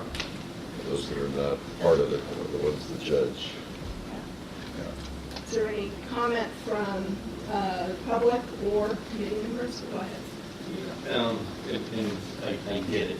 You know, you can drown committee members and a board or committee packet that's 9,000 pages and how much are they going to really look at? And then there are people who want specific information. In the past, when I've dealt with boards, you have a variety of members within that committee that have different needs and different insights.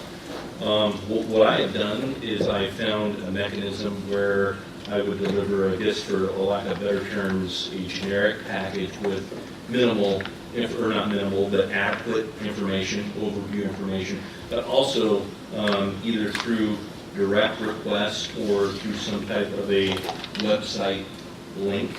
And I don't know how much of this is protected information because it involves patient care. But that being said, there's a mechanism for people to look at.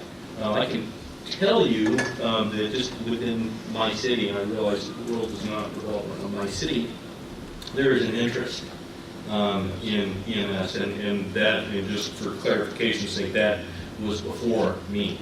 And in particular, we have one council member who's very astute in data and that type of thing. And I know that this individual would want to look at it. So that being said, my recommendation is, perhaps we provide adequate information to the committee, but provide mechanisms for those who want to see the information, committee members as well as public, to be able to do that. Michael, help me with this one a little bit. How much of our contract compliance working group can we put online? Are there any restrictions with respect to what we've discussed in there? Because this is part of the discussion about the RFP, I really can't engage in it. Or the future. My understanding is you're just talking about compliance in general and No, I'm not saying that what we discussed in the contract compliance working group, how much of that data can we put online? So maybe his point is that we should wait till this is done because it says RFP. Or maybe another question is, any of the information in this data, is it protected information? Yeah. we're just talking about data collection and performance monitoring in general terms. In the concept or context of what we're doing currently, almost everything we bring to contract compliance working group is public information that we would ultimately like to have up on the website. Okay. We'd like to have it up on a forum where users can put in data elements they want to analyze themselves and pull up a report or pull up a graph or pull up a spreadsheet to answer their geographic specific or time specific, whatever questions. Okay, that answers my question. It might answer your question as well. And I think that would satisfy it. That's what we're trying to do. Yeah, I just wonder how, for the work that we're doing to establishing that and inputting the data, how many hits would we get? Would it be worth the effort? I don't know. I don't have an answer, but we have for the past 3.5 years really tried to increase the reporting that the contract compliance working group has had access to go from just beyond response times to many other operational indicators to clinical indicators. I don't, there's a question, we'd have to look into it more, whether when we're looking at personnel, and I don't mean individuals, but when we're looking at turnover rates and things like that, if that's something we share, because, Harry, you said in the past, this reporting should not only be for the contract provider, but it should equal to all members of the EMS system. Right. So, with privacy and confidentiality considered for the public at large as well. So that's my point. I want this to be as transparent as possible. And that's what we're trying to get to. And I think that's a great point, because even though you may not have a large number of people that look at it, I think from a staff point of view, having that transparency is protective. It's like, no, here it is, and it's been there. So one of the other things I note on this that I think is actually really important is by trying to get everyone on the same ESO system within your jurisdiction, particularly for first responders, you will have the ability to run much more detailed reports than you ever have before for yourself, for your internal use, for your governing boards, etc. And for me, it's like the taxpayers group that were here before and asking. So the whole public, the more we can get out there, the more reliable the public trusts what they have. Absolutely. So this is an effort you're currently working on. It's a database you're looking at, because ESO does or doesn't have this information, whatever it is. So this is where we'd like to get to. Okay. And I can't really I can't. These are easy things to say, as we know technologically, getting there sometimes isn't quite that easy. But this is what our desired future state is. Well, and as we report, we don't have to come up with the big everything all at once. We can work into this as we're able to report. And we also, this contract begins in 2020, so we still have a little time Well, to we're, work but we're it not out. talking about the contract, we're talking about. We're talking about, Right, yes. yeah. Right. Well, so sounds like a topic for next month's contract compliance work group. Yes. Got it. And let me assure everybody here that one of the most frequently asked questions in the contract compliance working group is, should we take this on up to the EMCC? Right. And usually we leave there with multiple items that are going to come forward in the presentation, so. I think it could also be a maneuver by the EMCC to make a motion to say that this is an important thing, that as a recommendation committee, that we see value in this and we would like that to be prioritized. Because, you know, as with anything, there's always a pressing item. And you know, again, speaking for myself, but that's important information for my community and my part of the county to have. I've got a thought here. I don't want to prolong this, but under our outline of agenda here, we have item number 4, reports. Maybe what we need to do is add contract compliance working group and formalize that input. It's being done, Fred's coming forward and making that. But let's formalize that so we get it in there each time. I'll make a motion that if necessary. And that we include it as a priority because the web access is more than just this committee. That's everybody getting information. So, committee includes both, or your motion includes both? Yes. Second. Go either way, yeah. All in favor? Aye. Anybody opposed? Great. And just so people know, the reports that come to EMCC in the packet, those are public and on the web, and they have it for some time. Right. We'll highlight that next. Any further discussion on item B? We're on to item C. 2019 RFP may be discussed in its entirety. Where would, Dr. Rosa? Okay, thank you. Has been published in the newspaper, and you just can't pass out this letter today from Lou Bauman dated May 1st.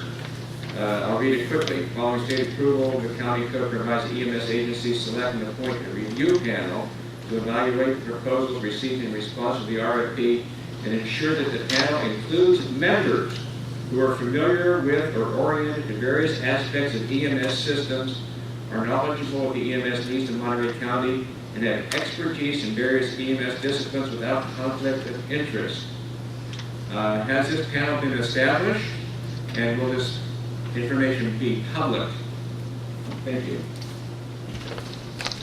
Is that something that you can address today? That's a public comment, and because it's the RFP, and this isn't the Bears Conference, it's been completed, I'm going to advise staff not to comment. Certainly, the committee members can discuss. Yes. It said that this was going to be discussed entirely, so why is it now being withheld? So we have the opportunity on the committee and as citizens to discuss it. The county reserves the right not to be involved. Every question we ask, they're going to deny. Madam Chair, if I just saw under the new business, 2019 RP may be discussed in its entirety, and that's at a future meeting. Is that what or is that? No, they're saying we can discuss it. Here, but They won't be I guess the question would be for Susan, is there going to be a time before this goes to the Board of Supervisors where we can discuss it after the bids are turned in?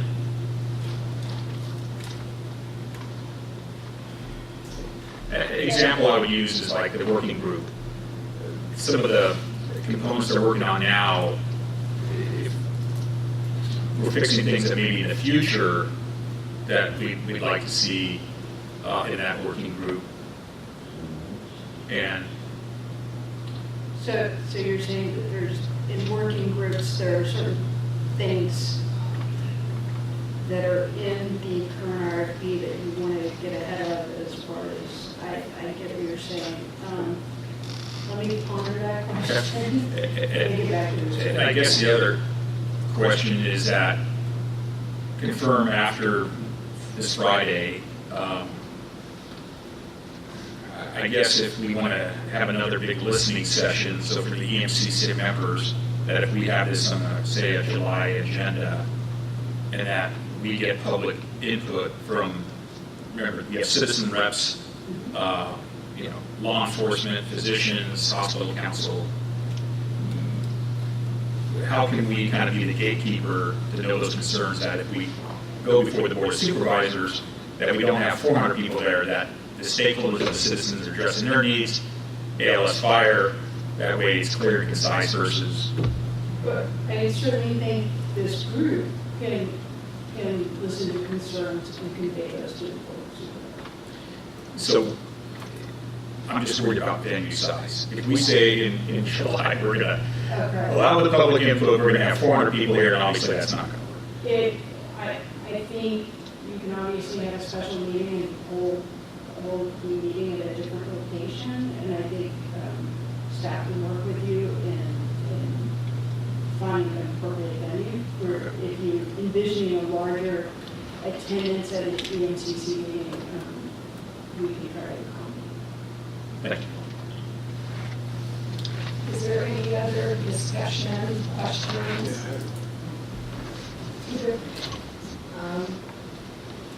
I've noticed that there's been a half-page ads in Monterey Herald about the ambulance contract, and also in Pinecone and the Weekly.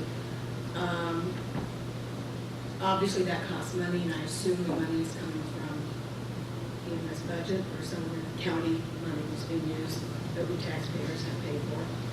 And when you were just talking about the EMS cannot comment on the RFP, so if you had put that money into having these big ads in the paper announcing that you were having the ambulance service discussions out for public, I'm sure it would gain more interest and notification. So, and at these meetings, would that mean that if someone had a question regarding the RFP, that you, as EMS people, could not respond to the public's questions?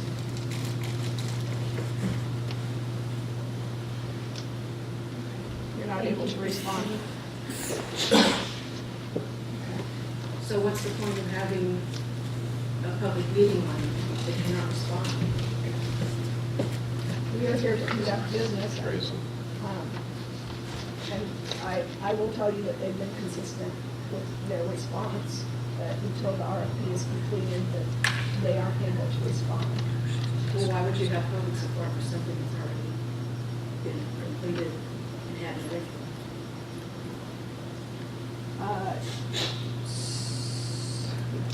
So you're at for recent input, because you know that there was,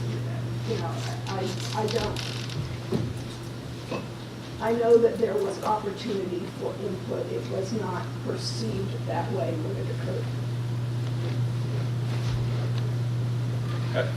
I'll try to put it in Lynn's on a fire district board. If she would have went to a listening session at Carmel Middle School, and the RP said, well, your area now is an 8-minute, but it's going to be a red zone part of your district. I think Lynn would have went as a board member and said, we have a challenge, problem with this. What we're saying is they don't know what they didn't know, and at some point, no, neither do we, but I guess that's going to be the challenge someday to, I would just like the EMCC to hear those concerns. And maybe the staff, obviously can't participate, but I'm just really kind of in a transparent process, and it's videotaped, and we have minutes to hear from the stakeholders that are concerned, including hospital council, citizen reps, and I know we're advisory, but we're just trying to have a venue where people can, and there might be components of the RP that people support tremendously, and we'd also take that into account. So I just throw that out there. Yeah, and as you had, well, and that was the point of our previous discussion is, as we move forward, how are we going to address these concerns, and how have the changes in the RFP impacted the community? Is there a negative impact, or is there not? And at this point, we will only be able to proceed once we have experience. And if I can comment on that, is why ask the question when there's no way to answer it? So yes, we all, most of us that have been here through 2 or 3 RFPs know that Monterey County's legal opinion is different than others, and that we have not been able to provide feedback. Back in the day, when we had the regional councils, it was encouraged to have input from each individual area, from each individual district. And legal opinions have changed over time. So even though the laws have pretty much stayed the same.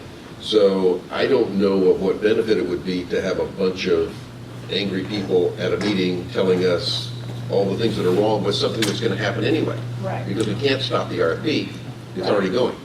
So I'm willing to put myself out there and get beat up. I've been a politician long enough to do that, but I don't know of what value it would be. All we can do is respond to what will be in the contract and after it's been executed. Okay, thank you. There were a couple other I just questions. have a question. Yeah, Dr. yeah. Lawson hit on this review panel that I guess the EMS agency is going to appoint.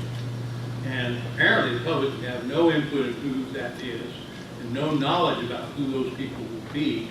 And you won't be able to talk about it even after the RFP is accepted. It seems to me this has been deliberately opaque throughout the whole process. It continues to be so. And it really kind of rankles my citizen view of this whole thing. I represent a lot of people in this county.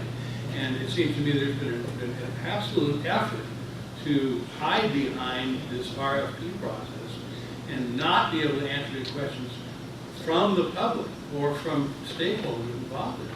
And if I understand correctly, what you just said is even after the RFP is accepted, we still, or you still, will not be able to talk about it or give us any information about who might be on this committee. It seems to me that's ridiculous. I think you're misstating what I said, but thank you for your comment.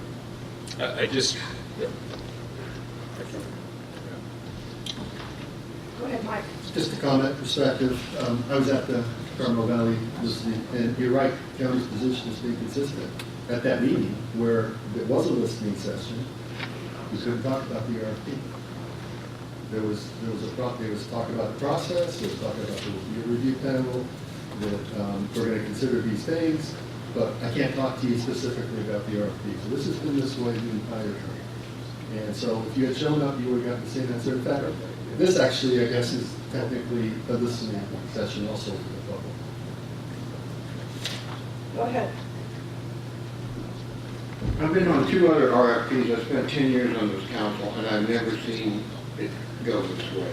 It shouldn't. The county dropped the ball in notifying the public and everybody involved as stakeholders about what was going on in meetings so there could be more public comment. I'm hearing from a lot of people who know I work in EMS that they're not happy with the way this is going. And the county really needs to get ahead of this. Just a quick follow-up to my comment. During the railroad construction process, obviously it was already in process, and when Supervisor Adams heard from a lot of constituents that they were having problems with what had been designed, and that they were all aware that she held a meeting, and county RMA Sugar Stuff Planner, the engineer was there, and somebody else from the county was there. And they listened, and people asked questions, and answered the questions.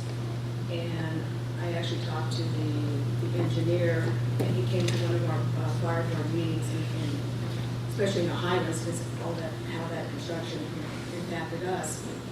So that's why this is kind of confusing, because here we had something that was in process, and they were willing to change it, because now they heard from the public.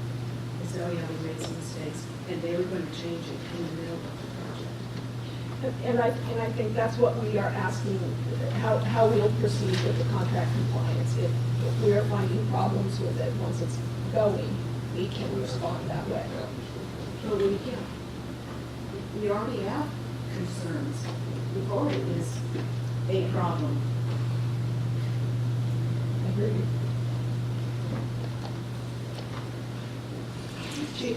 Can somebody from the committee please explain the mutual aid response on the RFP? And is that consistent with what's currently going on? And if so, or if not, is there a better methodology when it comes to the ambulance provider in Carmel Valley? I think the history, can I speak to that? You guys can. Okay. I think for Chief Bolcher's point, currently the letter that we have from Monterey County EMS says that any use of mutual aid or automatic aid has to be basically allowed by the current provider. So in this case, it's basically saying that AMAR came to us and said, hey, we have an area we're having a challenge with. We'd like to enter into an automatic aid, which we currently have automatic aid agreements. And then we also, they utilize this at mutual aid. The county basically said is, as long as our EOA provider buys off on it, then we support that. And we understand that because from the county's perspective, it's like, hey, we don't want, Firebase 201 providers that do ground transport, running into the county's EOA taking, patients. And so we believe that's a great system, is leave it up to the provider to work with its existing ALS ground transport, which includes Fort Hunter, Leggett, City of Carmel, and ourselves. We have the same peripheral agreements with Cambria and San Luis Ambulance for automatic and mutual aid. So this contract, there's not a word of automatic aid. So what does that really translate to? So that just mutual aid, so only if they request, you have the ability to go into an agreement? It says seldom, I don't have the exact verbiage, but it's basically seldom use mutual aid and by the approval of the EMS agency. So basically it's not meant to take over, it's not meant to be closest resource. No. Well, and here's an example. Our fire district, right, we have one fire district. Our Carmel Valley ambulance, we can go into Hidden Hills.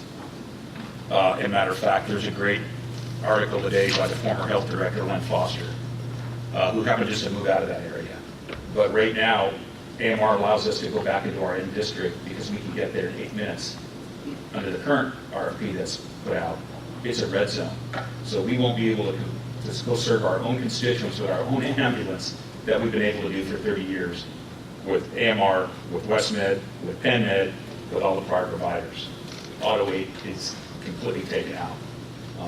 And obviously that has a great concern for our constituents. For that particular, do you believe that was part of the methodology or the thought process into making that a red zone or increase the response areas so that the ambulance provider does no longer receive signs for not meeting response times? And thus they can respond in without asking it? I wouldn't be able to, I don't know the theory behind it because we didn't have input. So you would oppose that if that were the case? I think we would always want to work, obviously, with all stakeholders. We know that the ambulance company needs to make money at EOA. We don't want, as taxpayers, to subsidize a private component. But I think there's a balance of how we can help each other out and sit down at the table and allow that. So would you believe that, since this is open discussion, talking about it, that closest resource concept would probably be better for areas in which there's extended response times? Oh, and here's the actual language. Contractor's use of in-county mutual aid. Okay. Contractor may enter into an EMS agency-approved mutual aid agreements for the occasional use of mutual aid ambulances to respond to calls within the EOA. Contractor may use mutual aid to augment but not replace the services that the contractor provides pursuant to this agreement. Nowhere to say auto aid. Our auto aid agreements will cease come February 1st, 2020. And that they're pushing out that it's going to be the same, if I'm not mistaken on the ads, mutual aid is going to be. Yeah, but it's not the same. we know when a mutual aid call comes, you got to check, and it's such a delay. It's just like fire service versus automatic aid. We can get on the road at the same time. I just wanted to make sure that's clear here, that when we're pushing out the mutual aid and seeing what's consistent with what's currently happening with Medicaid, we're rolling out the same concept or providing the same levels. Absolutely. Let me add one point. The word may, not will or shall, may. That's pretty ambiguous. does not promise anything. That's a good point. Do you have any other comments from the committee or the public? I have one.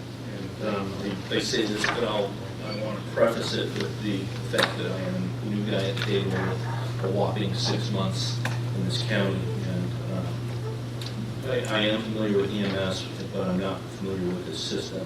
But I guess what I do want to share is that the perception.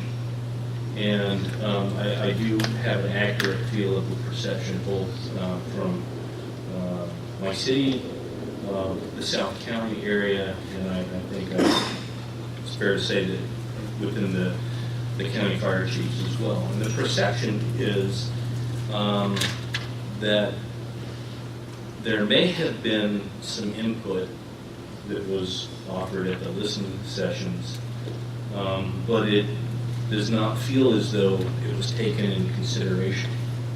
And where that becomes problematic for me as the fire chief of my community, it's my job to make sure that my citizens and visitors are taken care of. And so I don't want ambiguity in an RFP where it can affect my service delivery options and abilities, because I have limitations as well. And I guess where I'm going with this is that the current situation feels like we're not allowed to have input, and that's reinforced by the fact that we can't discuss it. So it's like I may have questions that could be easily resolved, or I may be misunderstanding as well as the people that I represent, but we can't get any clear answers on it because we're in this RFP. So I don't know if what I'm worried about is true or false. I have to wait until it's done, and I don't like that because it's my job to protect my community, and I want to do that with some certainty. I don't want to wait until after to find out. And with that being said, I think that's where at least I'm coming from when we say we'd like this process to stop, because I want some clarity, and it may be some simple answers to some simple questions, but if we can't discuss them, I don't know what to do with that. And I have to look at my citizens later and be able to give them a good answer. And from being through multiple times here for tons and tons of years, it's the last two RFPs, we've had legal opinion that we can't have input. And so that's the constraint here. It's not that the system is doing it, it's the legal. In other counties, other agencies have different legal opinions, and they have input, work on it, all that sort of stuff, just like we did 3 RFPs ago. So. But you can't create a process where you are transparent. You say this was the public feedback, and then here how it's integrated into the RFP. I mean, we've got these great. And that's why we wrote a letter under the chairs to the Board of Supervisors asking to have this, and they are sticking with their legal opinion. And legal is doing their best to try to protect the county. Got that. It's just, it's not what many of us would prefer or remember well from years ago. I just think at one point, Dr. Browder brought up a good point today about over triaging. Err in the side of the patient to take them, even though they might get a $48,000 trauma activation bill and be discharged within 2 hours. So err in the side of the patients, and if we keep that, same mindset on pre-hospital when we're looking to do EMT ambulances, even for Alpha Bravo calls. We haven't had an ambulance BLS in Monterey County since 1991 on a 911 call because the taxpayers pay for paramedic services. Doesn't mean providing the ALS intervention. It means paramedic assessment.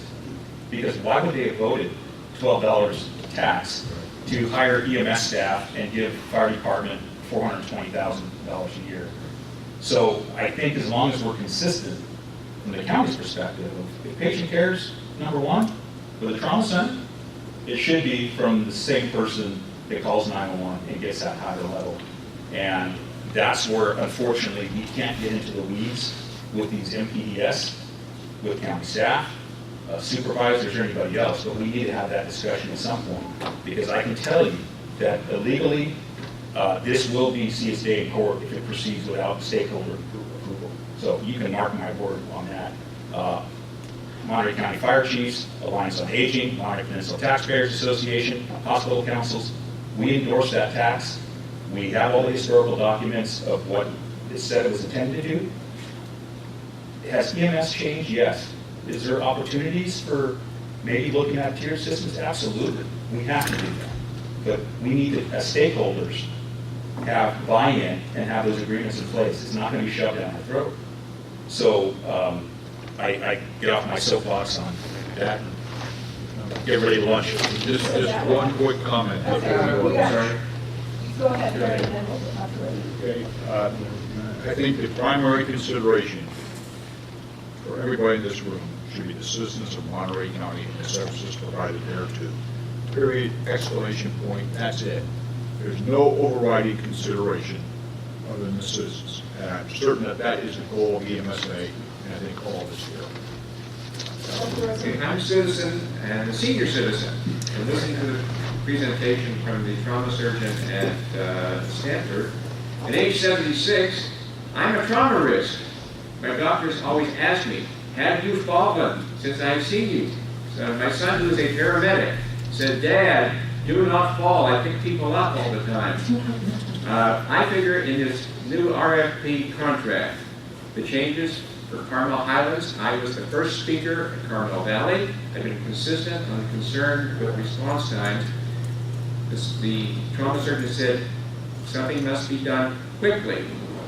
I figure I've got a 10-year window in this RFP that I get one chance at the ambulance response saving my life. Thank you.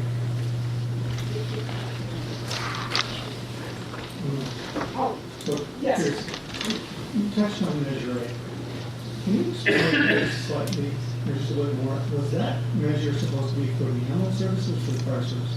So the original, and Harold goes way back with this component as well. Originally, it was used to support countywide ALS services. In Monterey County, we had different levels of service. City of Soledad provided BLS up until early 90s. Seaside provided basic life support ambulance under their 201. And so when we went to the voters in '88, it was to make it full ALS system. And Seaside at that time, they gave the rights up. They said, hey, you know, if it's going to be ALS, we'll get out of that business. City of Soledad stayed a little longer into the business of ambulance 840. And I can tell you the time that when I worked the ambulance, on an ALS ambulance, and we heard 840 with a critical patient, and Harold knows this, we hear him on the MedNet with the siren going for 45 minutes, and listening to the vitals just tank. And we didn't have an agreement, we couldn't intercept that. So, you know what, we came a long way. It became exclusive EOA, paramedic services. And it's clearly been documented in grand jury reports. We have EMS plans from the state. Back in 1999, the fire service asked, could we look at the BLS component? And the county came back and we have that correspondence saying absolutely not. This is designed as a county ALS system. We're a rural county. And the reason we don't want to do that is because if we send an EMS or EMT ambulance to a clinic in Greenfield and they sign AMA, the patient doesn't go, and all of a sudden get a bus rollover at CTF.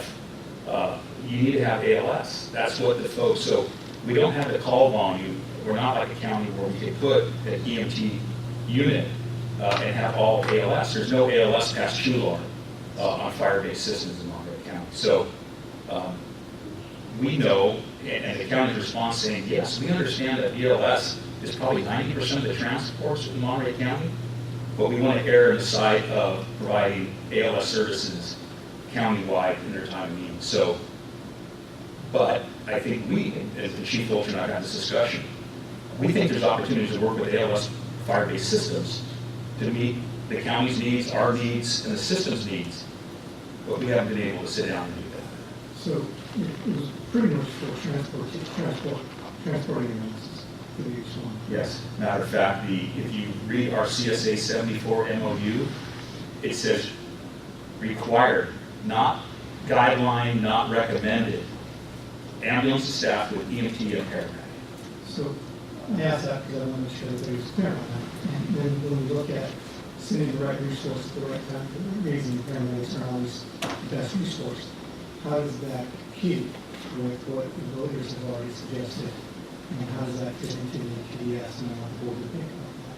Yes. It comes through our Yes. It doesn't. But there have been lots of different models looked at over the years. You don't have to have a paramedic on every ambulance. You can have paramedics available to do response. Other BLS transports where paramedic gets on. So lots of things have been looked at over the years. Sure. What's looked at this time Sure. is unknown.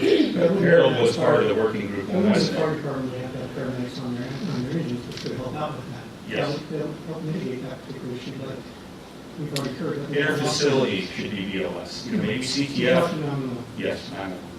So unless there's, paramedics on every engine, the concept of BLS ambulances does not. And the grand jury report said that. Because the fire service was asking for funding to put medics on every engine, they said absolutely not. The voters spoke, ambulances will have paramedics. 1999.